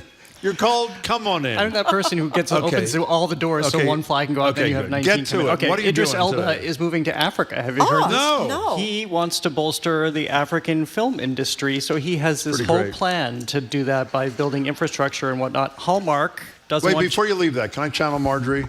Is he good looking or is he good Idris looking? Elba is very good looking. Rather attractive. We have noticed sorry. that. Hallmark what? What? Hallmark doesn't want you to be old if you're in their movies. There's a lawsuit right now against them about age discrimination, where they're trying to say that some of their cast members have been too old and therefore need to be who, for example? Like who? Anybody we know? Like Holly Robinson Peete. Really? Like all those sappy Christmas holiday movies, that kind of thing. Yeah. Apparently, you can only be 25 and fall in love. Is that it, or is there And then more? there's a museum in New York that's going to have free admission for people 25 years and younger. You know how much I love to talk about free, fabulous, so this is a actually. nationwide trend. So we'll talk great. about that. That is nice. Go pet a few rats for the next 2 minutes. He'll be back at 2 o'clock with his cast of characters live at the library. If you're here, stick around. If you're not, come on down. Okay. Good to see you, Jared. We'll be watching. Bye. Thank you very much, Jared Bowen. Jared Thank Bowen. you for listening to another edition of Boston Public Radio. Thanks to people that came down to the Boston Public Library. We really appreciate that, with or without tickets. Keep up with the With or without tickets. Okay, go ahead. This is kind of our running jokes. It you know what I is? mean? You don't need tickets here. You don't need to RSVP. You know, it's an old chestnut, Jim, or a perpetual chestnut, It's a whatever you want to perpetual call chestnut. it. This is a good point. Okay, you can keep up with us 24/7 Please by way of do, our yeah. podcast, or check out our TikTok page at Boston Public Radio. On Monday, we're going to be joined by Emmett G. Price III. We want to thank our crew, Zoe Matthews, Aidan Conley, Nicole Garcia, Hannah Loss, our engineer, John the Claw Parker, our executive producer, Jane Bologna. Special thanks to BPL staff, Maddie Geyer, Patrick Lally, Juan Jose Cadena, Olivia Corseo, and thanks to our host, the Newsfeed Cafe, and across the street at the Lenox Hotel, Jared's Culture Show. Weekend Review is up next right after the 2 o'clock news, live from the Boston Public Library studio. I'm Marjorie Egan. Oh, you're supposed to say that. I'm Jim Browder. And thank you again for tuning in. Hope you have Thank a wonderful you all. We weekend. appreciate it. And hope you can tune in again on Thank Monday you. and watch out for the rats. What's interesting? What's going on around town? We're talking all things arts and culture on The Culture Show, next on GBH 89.7. Funding for our programs comes from you. And Mass General Brigham Health Plan, ranked number 1 in member satisfaction among commercial health plans in Massachusetts by J.D. Power for the second consecutive year. Details at mgbhp.org/everyday. Retired archaeologist Judith Potts believes her neighbor was murdered, but when the police don't believe her, she sets out to unearth the mystery with her friends. Watch The Marlowe Murder Club, Sunday night at 9 on GBH2. Trusted, local, news. You're listening to 89.7 WGBH, HD1 Boston, online at gbhnews.org. GBH News with NPR. What matters to you. I'm Jared Bowen. Coming up on The Culture Show, it's our Arts and Culture Week in Review. First up, actor Idris Elba has a 10-year plan to bolster the film industry in Africa. Born in London to a mother from Ghana and a father from Sierra Leone, he's on a mission both to move to Africa and to help build up the filmmaking there, making sure a new generation of filmmakers can tell stories beyond slavery and trauma. Then, if you're over 40 years old, no mistletoe for you. Hallmark has been slammed with an age discrimination lawsuit claiming studio execs wanted to replace their quote-unquote older actors with younger talent. Plus, the Whitney Museum is implementing our favorite 4-letter word, free. There will be no admission fee for anyone 25 years old and younger. Finally, it's time to get fired up for the world's first museum dedicated to barbecue. That's next on The Culture Show. The Culture Show is made possible in part by a generous contribution from the Fiducia Fund, proud to support this station's arts and culture programming. Live from NPR News in Washington, I'm Windsor Johnston. The presidential candidates are hitting the campaign trail in Texas today. NPR's Deepa Shivaram reports in the final run-up to Election Day, Vice President Kamala Harris will underscore the importance of protecting reproductive freedom at a rally in Houston. Harris is trying to bring her message on reproductive rights back into the forefront, and Texas has had some of the most restrictive abortion bans in the country. There are several women from Texas who, during this campaign, have shared their stories in speeches and ads of being denied an abortion when they needed them, which has put their lives at risk. That's NPR's Deepa Shivaram reporting. Former President Donald Trump is also in Texas. He's recording an interview with the popular podcast host Joe Rogan in Austin. Trump will also host a campaign event later today that will focus on immigration and border security, two key issues among voters in Texas. A federal judge is ordering the state of Virginia to restore some 1,600 registered voters that a state program recently purged from voter rolls. NPR's Hansi Lowang reports the state says it's appealing the ruling. The federal judge ruled Virginia's voter removal program illegally purged registered voters from the state's rolls during the 90-day quiet period before a federal election when such programs are banned. An August executive order by Virginia's Republican Governor Glenn Youngkin resulted in daily updates to the state's voter election. In-person voter registration continues at voting sites through Election Day. Last week, another federal judge blocked a similar voter removal program in Alabama. Hansi Lowang, NPR News. Russian President Vladimir Putin says the Kremlin will not bend in its demands in order to achieve peace in Ukraine. Putin's comments followed his hosting of a summit for developing nations in which several major powers, including India and China, urged for a peaceful settlement. NPR's Charles Maines has more from Moscow. Putin has repeatedly insisted any negotiations over Ukraine hinged on Kyiv recognizing what he calls the new reality. Thousands of North Korean troops were already in Russia and en route to fight in Ukraine, saying it was still an open question. Charles Maines, NPR News, Moscow.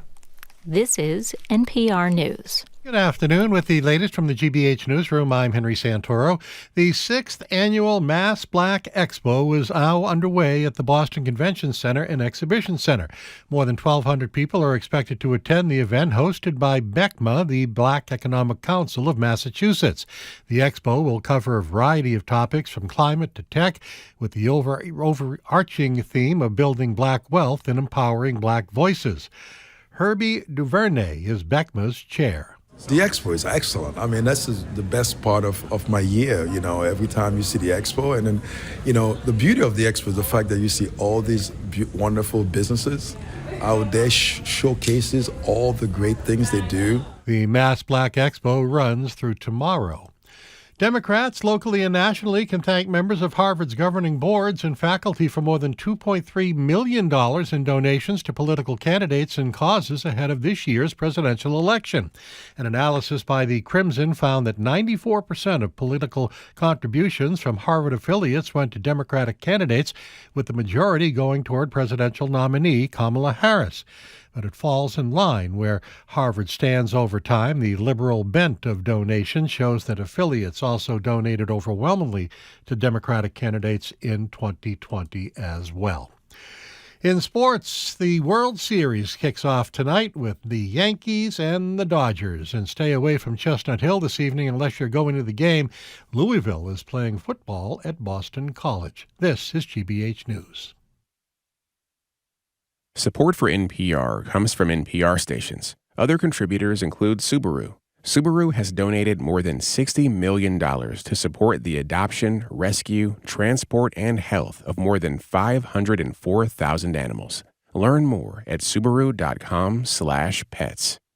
Support for GBH comes from you. And the Icon Museum and Study Center, where visitors can explore the fascinating beauty and deep spirituality of the art of the Eastern Christian world. Now on view, Printing Icons, Modern Process, Medieval Image. More at iconmuseum.org. And Johnson & Wales University. From faculty mentors to research and internships, JWU helps students explore their passions through an immersive approach to education. You can discover more at jwu.edu.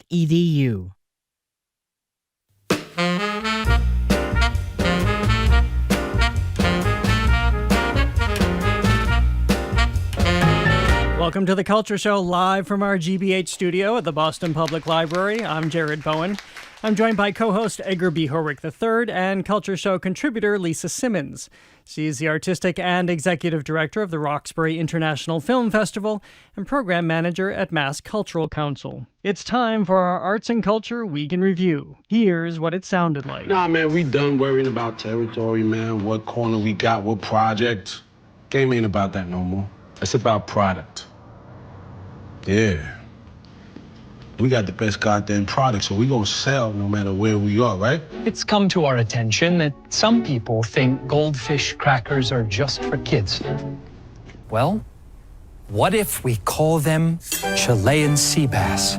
Of distress, among other complaints. In the hills of central Bosnia, entrepreneur Halim Sukic has brought his dream to life by recreating Vincent van Gogh's Starry Night as a natural park. The Whitney Museum in Manhattan will soon be free for all visitors under 25 years old. It wants to introduce young visitors to what it offers. A Texas county is forcing librarians to move this book from nonfiction to fiction. Colonization and the Wampanoag Story, written by Wampanoag tribe historian Linda Coombs. I am sorry to say it's happened again. Memphis getting no respect. Our music and our barbecue are at least two things we can be proud of. So where is the world's first museum? Or old or younger, not only will you be cast in a Hallmark movie, you'll also be able to enter New York's Whitney Museum for free. They're the latest art institution to jump on the zero admission fee train. Plus, is there something fishy about the Pepperidge Farm rebrand? To reel in more sophisticated snackers, they're renaming their go-to goldfish crackers Chilean sea bass, and get fired up for the first ever museum dedicated to barbecue culture. But first up, actor Idris Elba is on a mission to bolster the film industry in Africa with the aim of having Africans tell their own stories on a grand scale. He has designs on building a movie ecosystem, from studios to financing to policy, all the elements essential to launching a sustainable entertainment industry. He made a lot of news when he was talking about this week, and this isn't something he's going to do immediately, but he has been talking about it for a while. This is a 5 to 10 year plan where he will move there. He will be responsible for, as he calls it, bringing in the development to establish studios and basically oversee the bolstering of the African film industry from conception of story ideas all the way through filming and ultimately through distribution. I'm not sure we've ever seen something like this come from an actor so invested. Lisa, you better than anyone can talk about how film communities are flourishing around the world, but this is fairly singular. It is, but I mean, you think about Tyler Perry did it here, right? Exactly. I mean, someone who's done that. But Idris, I mean, I think this is something that he really cares so deeply about. I mean, Nollywood, right? So the film industry in Nigeria has been huge. It's a $590 million business, right? So they pump out like 50 films a week. A week? A week. So it's second to Bollywood, and then of course there's Hollywood. So I mean, I think that there is a lot of, there's a lot of interest in creating this in this area. But he's looking at Tanzania, and he's looking at Sierra Leone, and he's looking at these other places that need to help the African people tell their story. And I think he's right. It's sort of like when you think of Africa, when you see these movies, everyone's like downtrodden, and it's like, everyone's poor and no one has any food to eat. But there's such a vast difference in places in Africa. I've been to a few, and understanding. Yeah, it's a pretty big place. It's a pretty big place, and we only get this tiny microcosm because of what comes in our news feeds, right? So I think he wants to change that. And 10 years from now, I mean, he's giving himself this time frame, right? 10 years, I'm going to go in, I'm going to build a studio, and it's going to probably be much like Nollywood, where it's going to be this industry where Africans are telling stories. For me, I always applaud the person who goes for it. You know what I mean? Like, it is one thing to talk about we should have more diverse stories coming out of Africa. There should be, the world should be this way, it should be that way, it should be the other way. Here's a person who's got, through hard work, a little bit of means, a little bit of money, and has, some interest in this, and he's going for it. Right. That's really great. Right. That's what it takes. And if we look at what happened in Nigeria, there was a 200% increase in the number of screens in Nigeria because of the building up of the film industry there. UNESCO did this really fascinating report on Africa, and it pointed out that currently there are 2,500 films a year in Africa with $5 billion in revenue. It could be $20 billion a year, and it could. South Korea was looking at a period of economic depression and realized after they saw how well Jurassic Park did in their own country by exceeding the number of sales of Hyundai cars, that wait a minute, we need to get into the pop culture business, and they did. And this is why we see films like Parasite and why there's K-pop. They leaned heavily into pop culture, and it transformed their economy, not to mention their view and standing in the world. Exactly, and I think that's exactly what Idris is trying to do, what he's, with his focus on Africa. So, I mean, we'll look and see what happens. 10 years is not a long time away, and I think he's already sort of made inroads into these. Our culture has oftentimes been told back to Africans from outsiders. All you're going to see is trauma, how we were slaves, how, we were colonized, how it's just war. And when you come to Africa and you're raised here, you know that's not true. So it's really important that we own those stories of our traditions, of our country, of our languages, of the differences between one tribe and another. The world doesn't know that. They don't understand it. And it isn't until we can sort of own that. I'll say on a lighter note, I think we understand now, if I have this correctly, he very loudly indicated he did not want to be James Bond. Right. Because clearly he has other plans there, because also we know that if you commit to James Bond, this is it. This is a 10, at least 15-year endeavor, and clearly he has bigger plans. Right. Exciting. Very exciting. Well, meanwhile, in Hollywood, or at least Hallmark's Hollywood, is the road to Christmas paved with anti-aging procedures. Hallmark has been slapped with an age discrimination lawsuit claiming that executives are enforcing an out with the old, in with the new casting policy both on and off screen.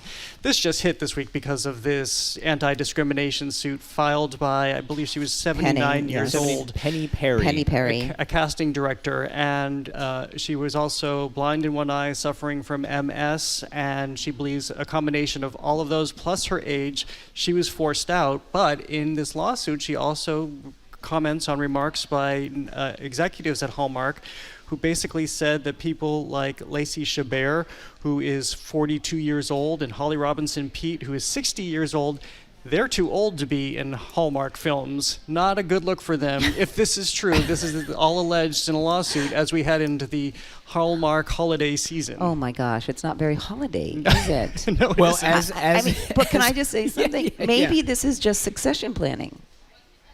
How do you mean? Well, you're bringing in the younger people as the older people are moving out. Yeah. No, okay. No. But we don't move out the old people. I think they get to all stay in the line of succession. I think that's the through line. Yeah, I was going to say Linda Perry's lawyer had a great quote where she said, "Sadly, Hallmark's happy endings are stories made for TV only. The reality show is much more sinister." Oh my goodness. I mean, it is worth mentioning, Hallmark, of course, denies that this is, how it's happened. But, in this lawsuit, she's alleging, some of the language here that she's saying, has been used, such as in these meetings where she's saying things like, we need to find, that but younger, or this person's aging out, this person's too old. It certainly has the ring of truth. You can imagine that these are conversations that have happened, that these are statements that have been made. Well, especially since it's not the first time that these allegations have been made, going back to a lawsuit from a number of years ago as well. Right, I know. But I mean, you're absolutely right, Edgar. I mean, it is the way that sort of Hollywood trends, right? Yeah. For younger and then sort of like moving out middle and older women, especially, to be playing supporting roles because they can't be romantic leads. But wait a second. Lacey is in a new Hallmark movie called Hot Frosty, and she brings home a sexy snowman. So obviously, Hallmark. She is the queen of Hallmark, she is and the has queen been of for the last Hallmark. couple of years. Yes, exactly. There's no question. Excuse me, can I help you? Is this Jack? I was a snowman. That's not good. The coveralls and the boots, did you steal them? Yes. Man went streaking in front of poor Ethel Jennings. Hi there. I thought you could use some clothes, but you're gonna have to try them on. Oh, whoa, no, not right now. Got it. Maybe he's got something to hide. We could just turn the temperature down. In my house, we like it hot.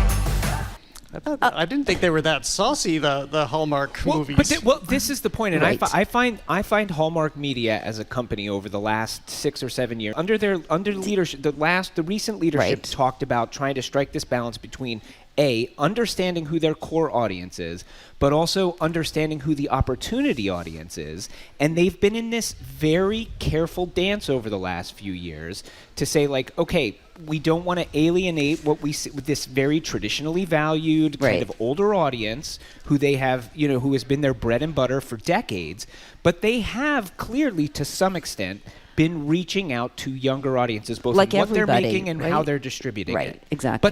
But I would argue a little bit more successfully in some ways. No, I think so. I think the younger audience is moving towards Hallmark. I think that Hallmark is such a great brand, especially when you're living in chaos and you need to happy endings and going places. I mean, it's all about nostalgia and love and people coming together. And so where does ageism or sexism or gender or where does all that play in this space because we all need to feel that, right? So we all need this inclusion. So saying that someone's aging out or can't act or can't, play a leading role anymore, I feel like for Hallmark, there's all this flexibility to allow all of this in this space. And yet, I hate to be the skunk at the garden party here, but this is what it keeps coming back to, it seems, with Hallmark, because we saw the issues around same-sex portrayals. They did not want it to happen. They did not want to air the same-sex advertisement. They didn't want interracial couples. We didn't see a lot of diversity. Now we're hearing this about aging again, because this goes back to a lawsuit, echoes a lawsuit from about 10 years ago, 9 or 10 years ago.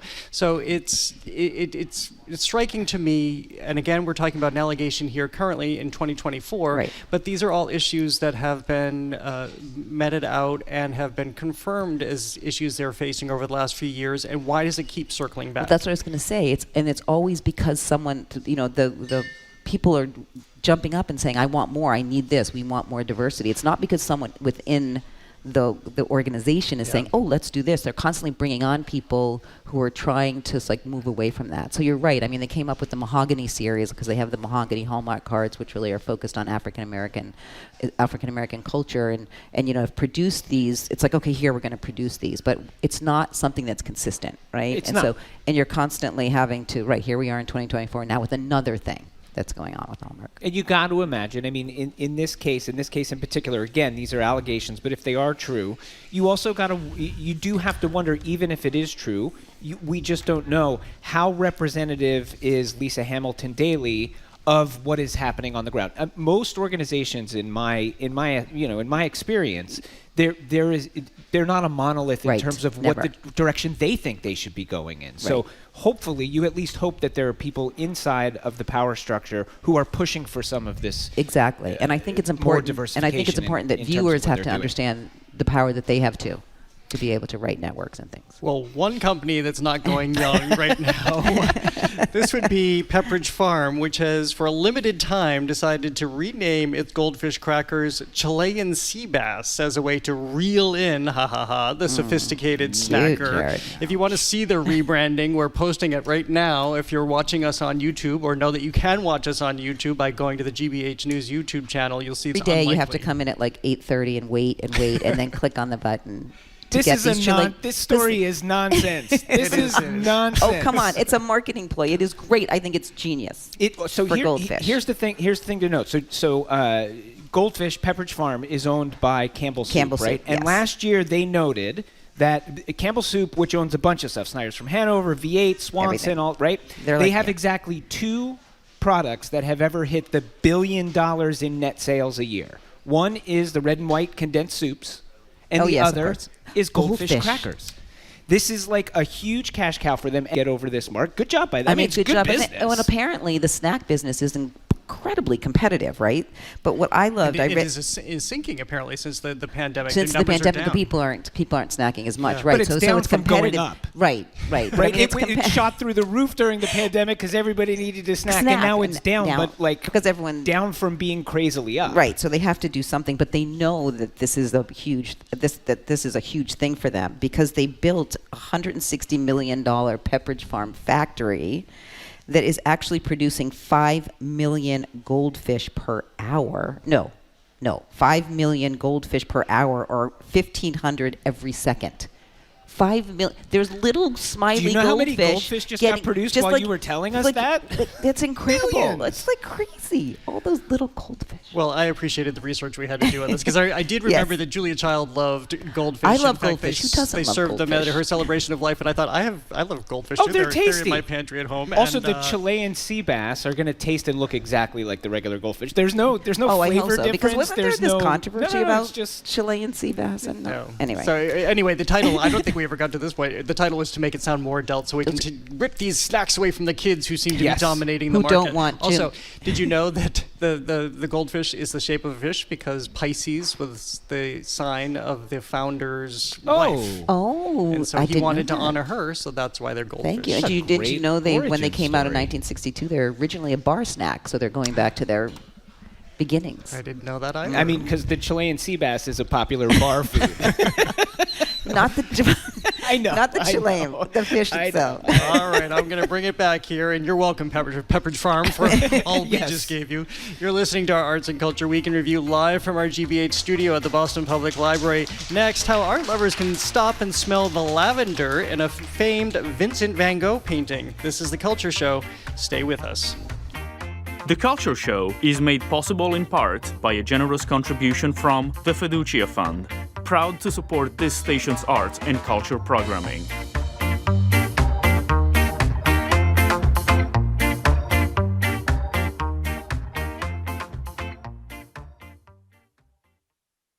Covering election 2024. Supporters and opponents of the state's 5 ballot questions are out in full force. The 5 questions cover standardized testing as a high school graduation requirement, increasing the minimum wage for tip workers, auditing the state legislature, unionizing rideshare drivers, and regulating access to certain psychedelic substances. It is very straightforward. In each case, yes means let's make a change, and no means let's keep things the way they are. GBH 89.7. Online at gbhnews.org. Funding for our programs comes from you. And Boston Ballet, presenting Fall Experience, the dynamic season opener and Boston premiere of the season's canon from Crystal Pite, one of today's most in-demand choreographers. On stage through November 3rd. Tickets at bostonballet.org. And the Peabody Essex Museum, presenting Salem's only collection of authentic objects from the 1692 Salem witch trials. Now on view. For tickets, you can visit pem.org. I'm Arun Roth. Coming up on GBH's All Things Considered, an emergency meeting of the Boston City Council takes on Mayor Wu's commercial tax increase bill. We celebrate 20 years since the Boston Red Sox broke the curse of the Bambino and won the World Series. Plus, journey with us on the Grace Trail with its unique blend of nature, gratitude, reflection, and joy. That's this week's Joy Beat. It all starts at 4 on GBH 89.7.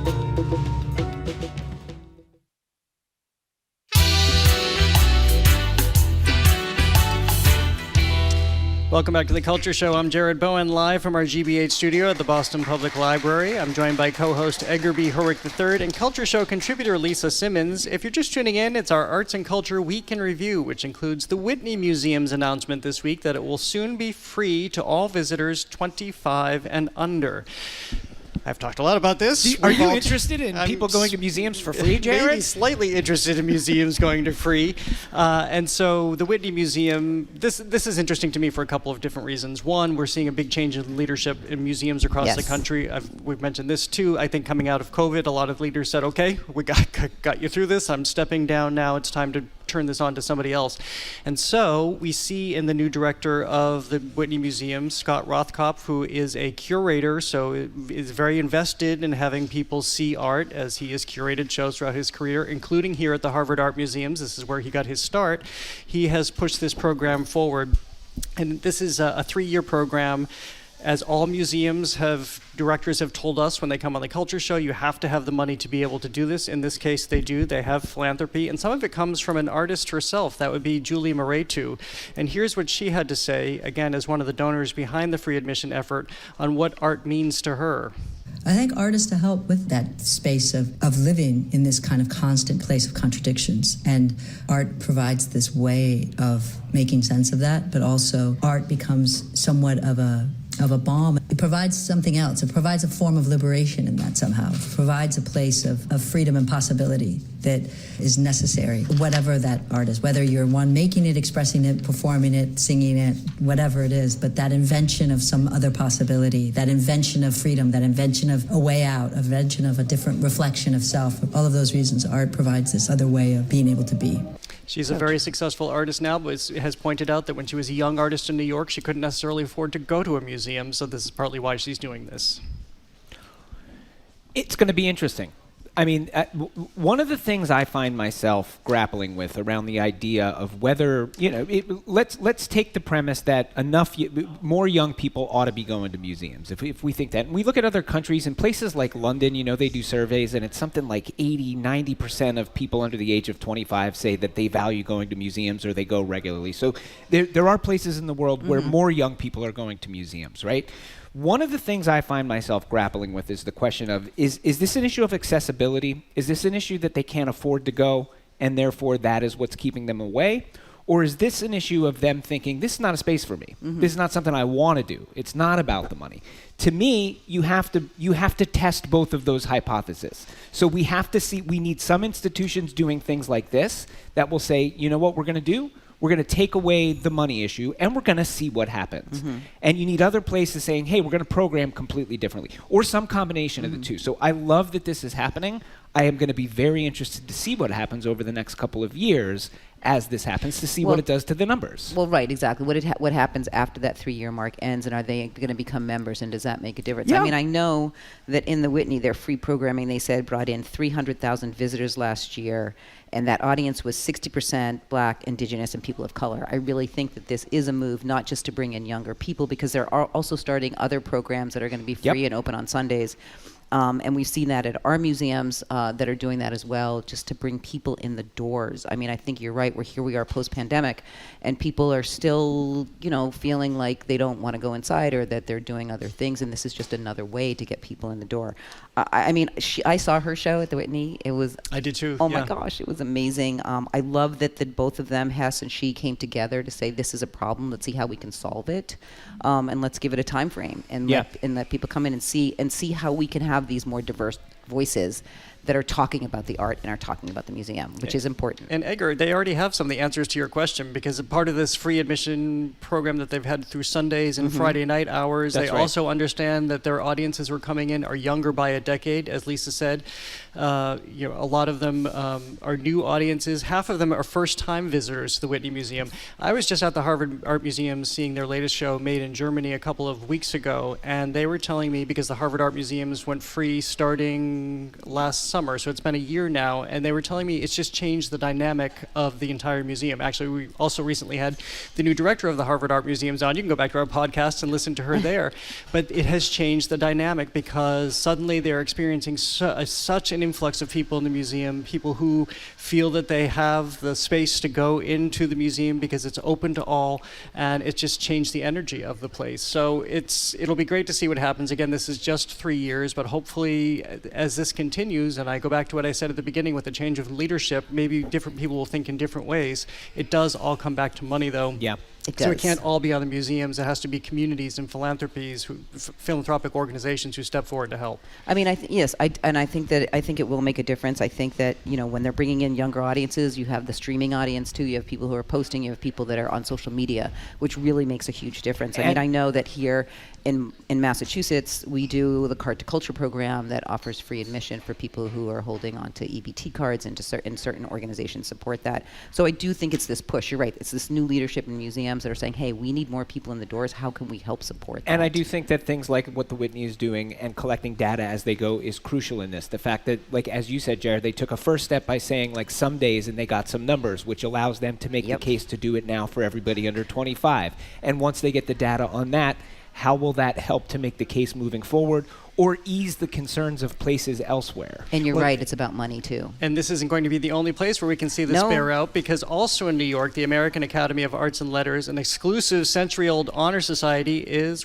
done with being exclusive. It's now open to the public, where the hoity-toity, the hoi polloi, and everyone in between can appreciate and enjoy the arts. I've read about this organization for a long time. There's a huge, illustrious array of people, from Mark Twain to Frank Lloyd Wright, Georgia O'Keeffe, to Stephen Sondheim, who've been inducted and honored over the years. I didn't know anything about them, though. They're located on 155th Street in New York, in this beautiful building, but now they're opening it up for free, and they're going to have this amazing, it seems, array of art exhibitions, music, all sorts of things. Again, understanding this is the only way we're going to move forward if we embrace all people. Well, right, because numbers were dwindling, although I don't know who was there, but I mean, I think that they have this incredible space. They have this incredible theater. It's sort of like someone woke up one day and said, "Oh my gosh, we have all this amazing space. We need artists in here." And that's what's exciting, is to see a space like this that no one's had the opportunity to go into and then actually use it, have it be used by artists. It really does sound exactly like what you're saying. Like they went, wait a minute, oh my gosh. Like, and the thing is all of the, the programs that they have done and what they're talking about doing, one of the things I find really interesting is this commitment to this interdisciplinary approach, right? That it's like sort of music and writing and movement and all kind of together, because that's what this organization is. I mean, when I saw this story, I kept, like, I sort of put my little cynical hat on and I was like looking for the catch, but honestly, it doesn't really seem like there's a catch with this. It really does seem to me like this is a group that is kind of has become insular over the years, and they've got some influence and they've got some money, and they've looked at each other and they've said, we're sitting on this beautiful space. What are we doing? I mean, let's do something. Exactly.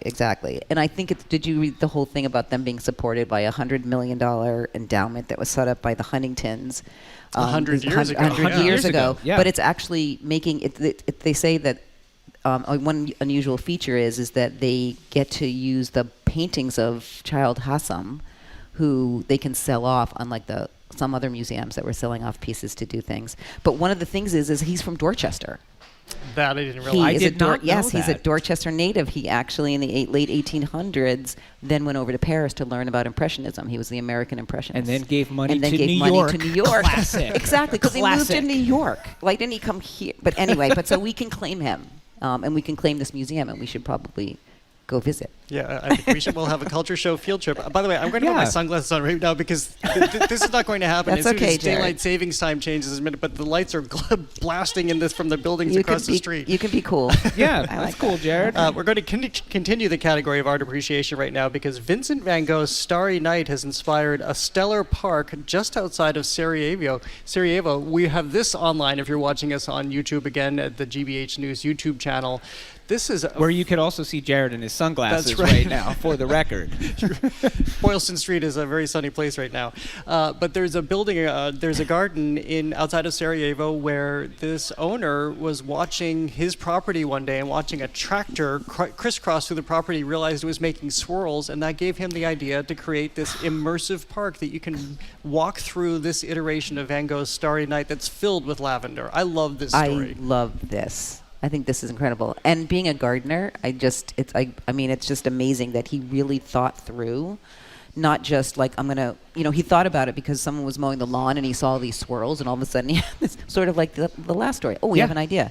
And then he's like, but it's not just going to be that. He planted trees and lavender and purple so when it blooms, it's actually going to look like Starry Night. I mean, I think it's incredible. There's something very, I don't want to overplay my hand on this, but to me there's something kind of important in this because it is, and there's a theme of this. We talked a little bit with Idris Elba. It's the impulse. That is such an important part of art, of creation, that idea of somebody, he sort of owned this land and he wasn't sure what he was going to do with it, and he was there, and then the moment struck, right? And it's like, I think about a movie like Close Encounters of the Third Kind, and I've always read that movie a little bit as a metaphor for that creative process. That idea, like you're going about your world, you're going about your day, something presents itself to you, and you just can't let go of it.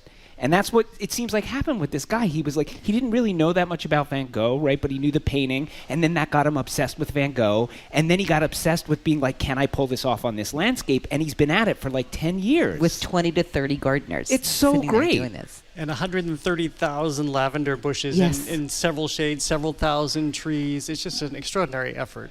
Also, a lot of money. So we're clearly understanding money is involved with the arts. All of this. So it seems. But I like that they're using their money for this. I do too. Yeah. I mean, this is a case to give more people more money so that in their idle time they can come up with really cool ideas. Yeah. All right. Well, coming up, where's the beef? We know now where it's at because the first ever museum barbecue is on its way. That's next on The Culture Show. Stay with us.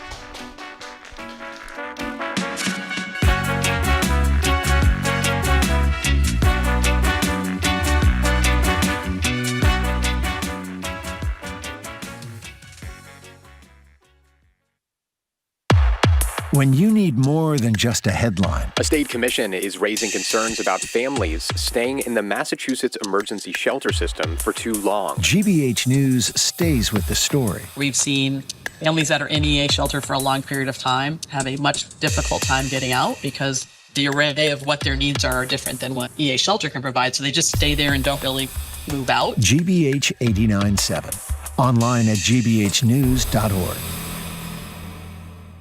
Our programs are made possible thanks to you. And Concord Park, a Volunteers of America senior community in Concord, Mass., offering seniors the privacy and independence of their own apartment home, as well as care and support to help meet their needs now and as they age.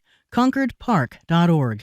And Tools of the Mind, offering a bite of tools, professional development workshops empowering pre-K and kindergarten teachers with actionable strategies to propel children's self-regulation development. More at toolsofthemind.org.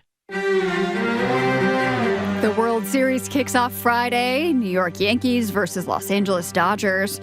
Fans from all over the globe will cheer on their homegrown stars. Teoscar Hernandez, the lightning strike the Dodgers needed.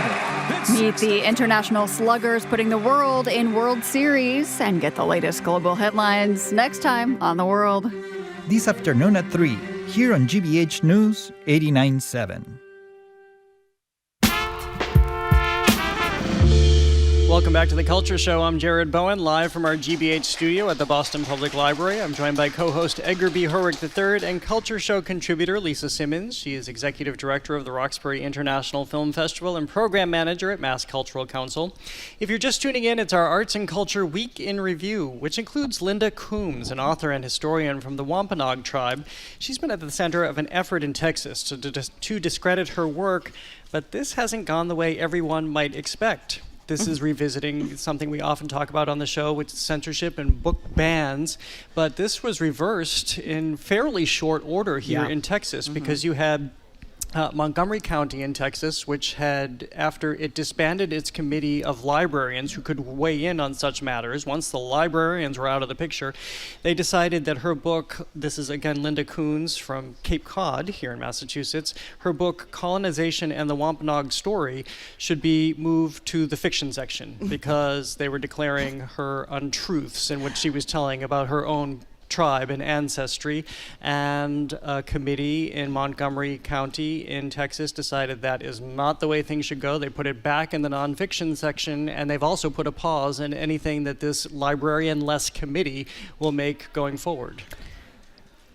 The committee is five people who are appointed by a county judge. Right. And they're just regular citizens who had the power under this, law that was passed here to do something like this, also ban books. All it required was that somebody, one citizen said, hey, I kind of have a problem with this book, and the committee could review it. They've come to understand during this particular dust-up that not only do they have the ability to do that, move a book to any other section that they want to, they realize that the way the law is written also, that the complaint didn't even have to come from somebody who lives in that community. The complaint it just had to be a card holder. So anybody could get a card to the library and then make this complaint. There's been people here in Texas who have been kind of fighting against this happening as part of this. So I mean this is a really interesting situation that is happening, and it's not just this county in Texas where this is happening. No, and this isn't the first time this has happened. But I think it's fascinating as they're talking about book banning and just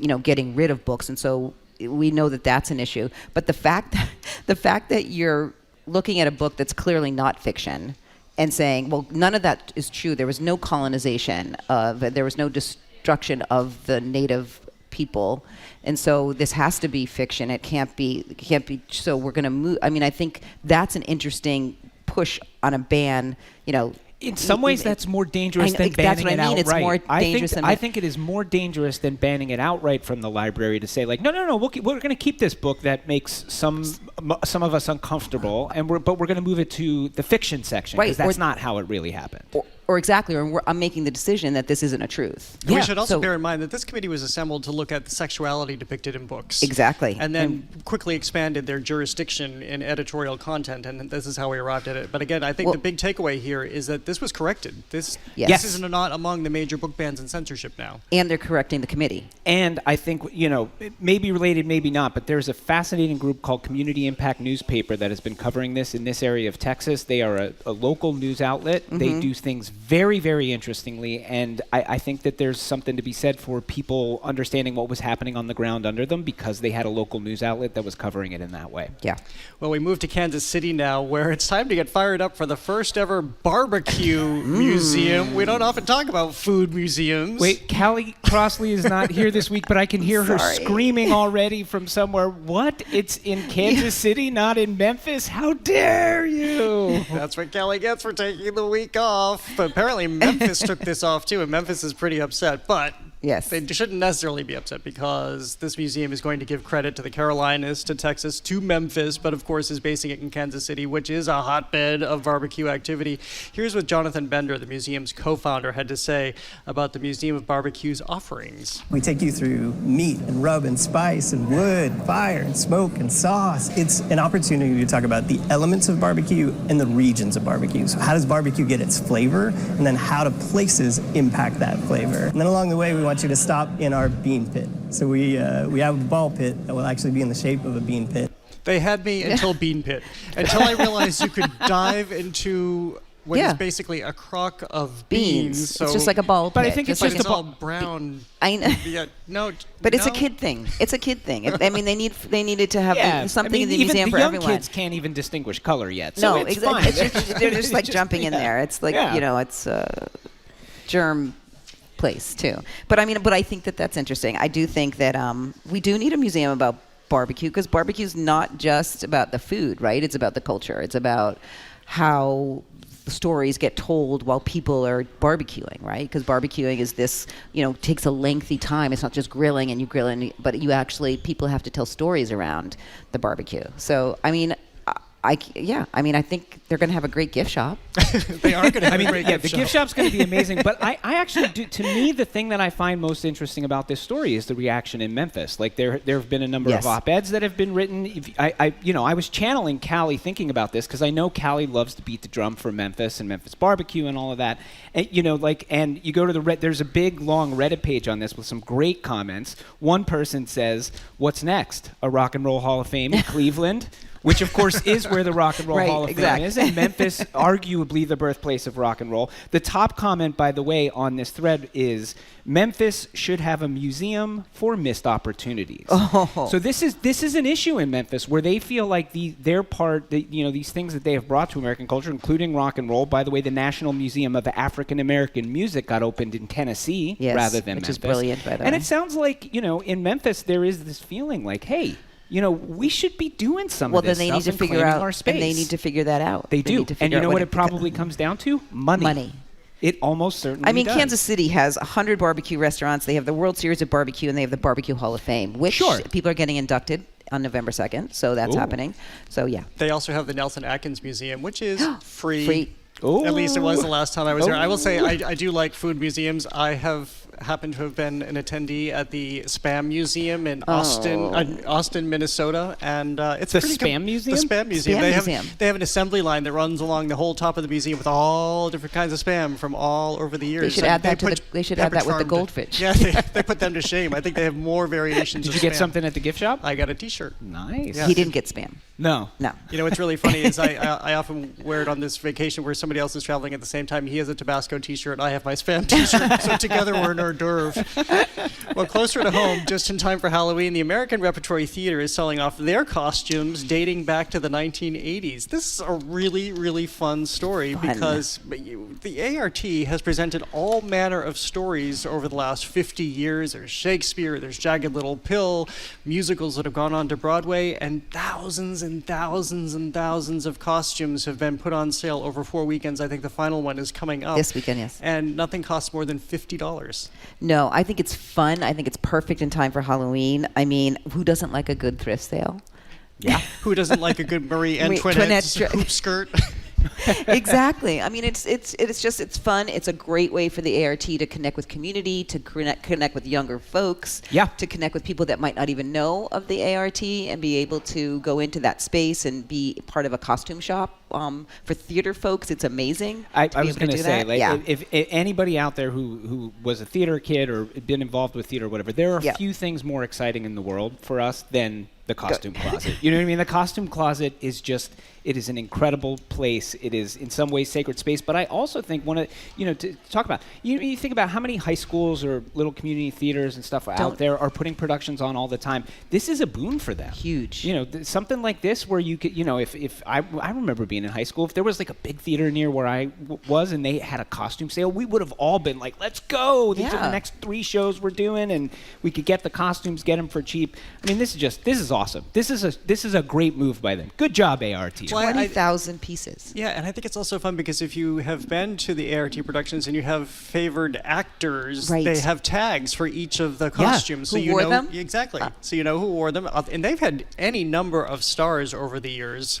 A lot of stars. James Earl Jones and just an endless number of people. We don't need to list them all, but you can buy their costumes. You can buy glittery go-go boots. You can buy Doc Martens for $5 or if there was a show that you went and loved, you can just go get a piece from that show because the show is listed, the actor is listed. I mean, it's awesome. I think it's awesome. One funny thing I saw though as a costume designer is because I was thinking there are any number of costumes that I would wear in real life, not just for Halloween. But then they point out that they're kind of like the Hollywood facade on the Sometimes, street. So you go to put your hands in the pockets. Well, they're not really pockets because they don't have to make pockets. But a lot of them have neat Velcro and stuff for quick changes when you got to do that. So that's pretty convenient. You get home from work and just rip them off, and you're in your PJs. That is hilarious.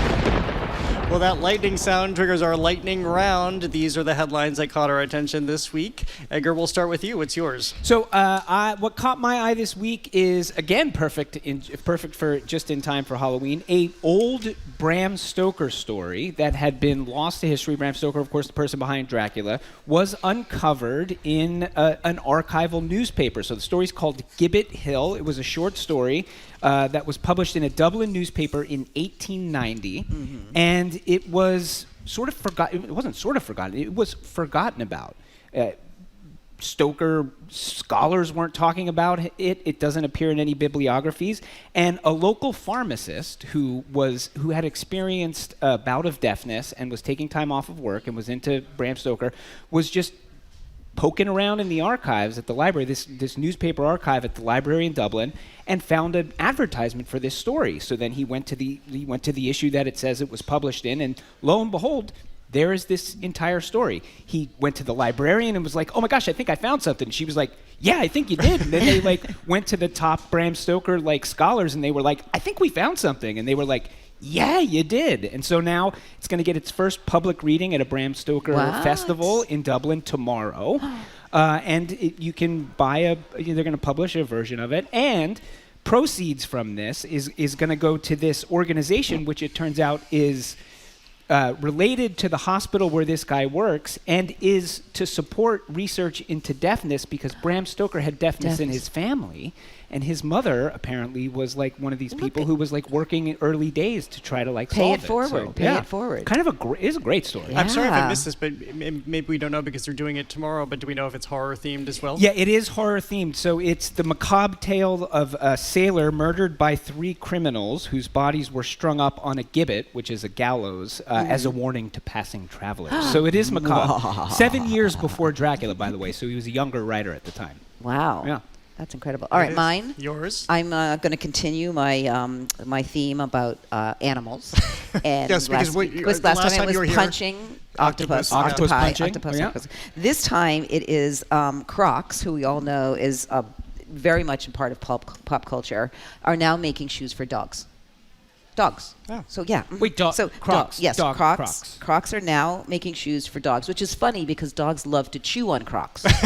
So now they're just going to be chewing on their feet. But I mean, amazingly enough, they've partnered with this company called Bark, and you can't get them. I'm sorry, they're already sold out. So this is just like the Pepperidge Farm. Just like the Pepperidge Farm. Yeah. So they've realized that people have been apparently asking for these for a really long time for shoes for their dogs and for Crocs to do this. So Crocs is like, well, what the heck, let's do it. And so, they said they're returning. It's like pre-pandemic, things were starting to get a little, people were using Crocs and not going, no one just is up anymore. So all of a sudden Crocs started to become really a big thing. And then all of a sudden people wanted them for their dogs. But what's amazing to me is pet owners spent a total of $147 billion on pet-related expenses in 2020. 2023. That doesn't surprise and me it's projected at to go up to 160 billion this year. So this is just, and Crocs is just saying, like, this is just our loyal fan base. This is, and when you see them, they're adorable. How do they size them? Is it like small, yes, it's medium, small, large? medium, and large, and they have ones that wrap around their little foot, and they have other ones that go in the, like, have a little thing. Has nobody asked the dogs if they want? But wait, so someone did say about whether it hurts the dog's feet, but they can breathe. So they're neoprene and they can breathe. And sometimes we have to think about when dogs are going out on very cold days that the asphalt that the asphalt is cold or it's really hot in the summer, and so they have to wear these Crocs on their feet. Lisa, I just feel like whenever I see a dog walking down the street, it's saying, "Don't look at me. Don't we look at me. We should have a picture of it. I didn't do this." He did It's just like when they're wearing those outfits. I mean, animals in clothes is generally cute. All right, we'll get to my lightning round now, in a too. tuxedo? What's cuter than that? Monkey in a tuxedo. So Jared, your lightning round. Mine's a little more serious. So, or it doesn't have to be serious. I don't know. It's however people want to look at it. But the Isabella Stewart Gardner Museum announced this week that it is going to be, actually we have a theme. I'm just realizing this wasn't necessarily intended, but it's going to be free the day after the election. I think as we've hear from news accounts, we've talked about here on the show, that this country is very, very divided. People are anxiety-ridden about the outcome of the election. And so the Gardner Museum has taken its cues from its founder, who is very civically engaged, and it has announced that it will be free, so people can find moments of solace at the museum at a time where we're going to hear a lot of rancor after hearing many months, if not years of rancor, and it'll be a day probably of a lot of confusion because we may not even know what the election results are, so they're inviting people in. They do suggest you make your reservations in advance. They'll have a small number because it likely will sell out, but they'll have a number of tickets available day of too. But if that's how you would like to spend the day after, it's a good place to do it. That's a great idea. Tip, and it's great to mention that it's a good idea to register in advance because I suspect you're right, it will sell out. Right. And I know after other major events in our lives and in the country, museums have opened themselves up, and they find two things. A lot of people come, and it's very quiet. Yeah. Because people just want to commune, either just be together and quiet, or commune with just favorite pieces of art. It's very healing. Well, that is all for this edition of The Culture Show. Tune in Monday as painter Titus Kaffar discusses his debut feature film, Exhibiting Forgiveness. If you have a chance to see it this weekend, do. It's a poignant piece about reconciling parental relationships. We'll talk about all of that and more with him. We'll also talk about how you can go into the Old North Church's crypt. This is a good time to do it. Wow. This Halloween season. You can bring the new copy of Bram Stoker with you, perhaps. Yeah, there you go. So we'll talk about that. Edgar, what's the latest from the Curiosity Desk? Well, we're working on our next episode, which is exploring why we don't have a Michelin guide here in Massachusetts. If you are in the restaurant industry, by the way, and have thoughts on this, send me an email at curiositydesk@wgbh.org. Yeah, fascinating issue. No Michelin stars for restaurants here. Well, there's no Michelin guide, it turns out, and there's a reason behind that, too. Well, you have to listen to the Curiosity Desk. There you go. We want to thank everybody who came down and joined us at the Boston Public Library here at our GBH studio today. Thank you so much for being here. We love seeing you. Thanks today to the BPL technical and logistics crew, Maddie Geyer, Bill Francis, Sandra Lopez-Burke, Juan Jose Cadena, Chris Hanks, and Olivia Corcio. Also thanks to City Table, the Lennox Hotel, and the Newsfeed Cafe, where the Spicy Jared made its return today.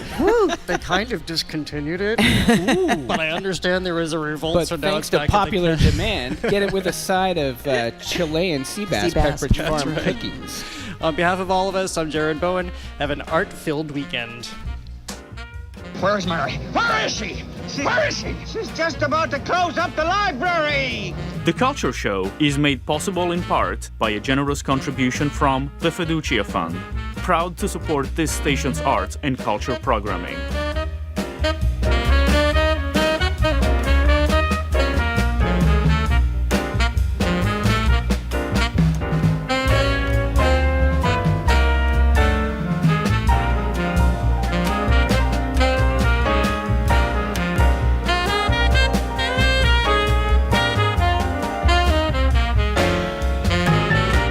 Spend your afternoon with us. Stay with us for GBH's All Things Considered at 4.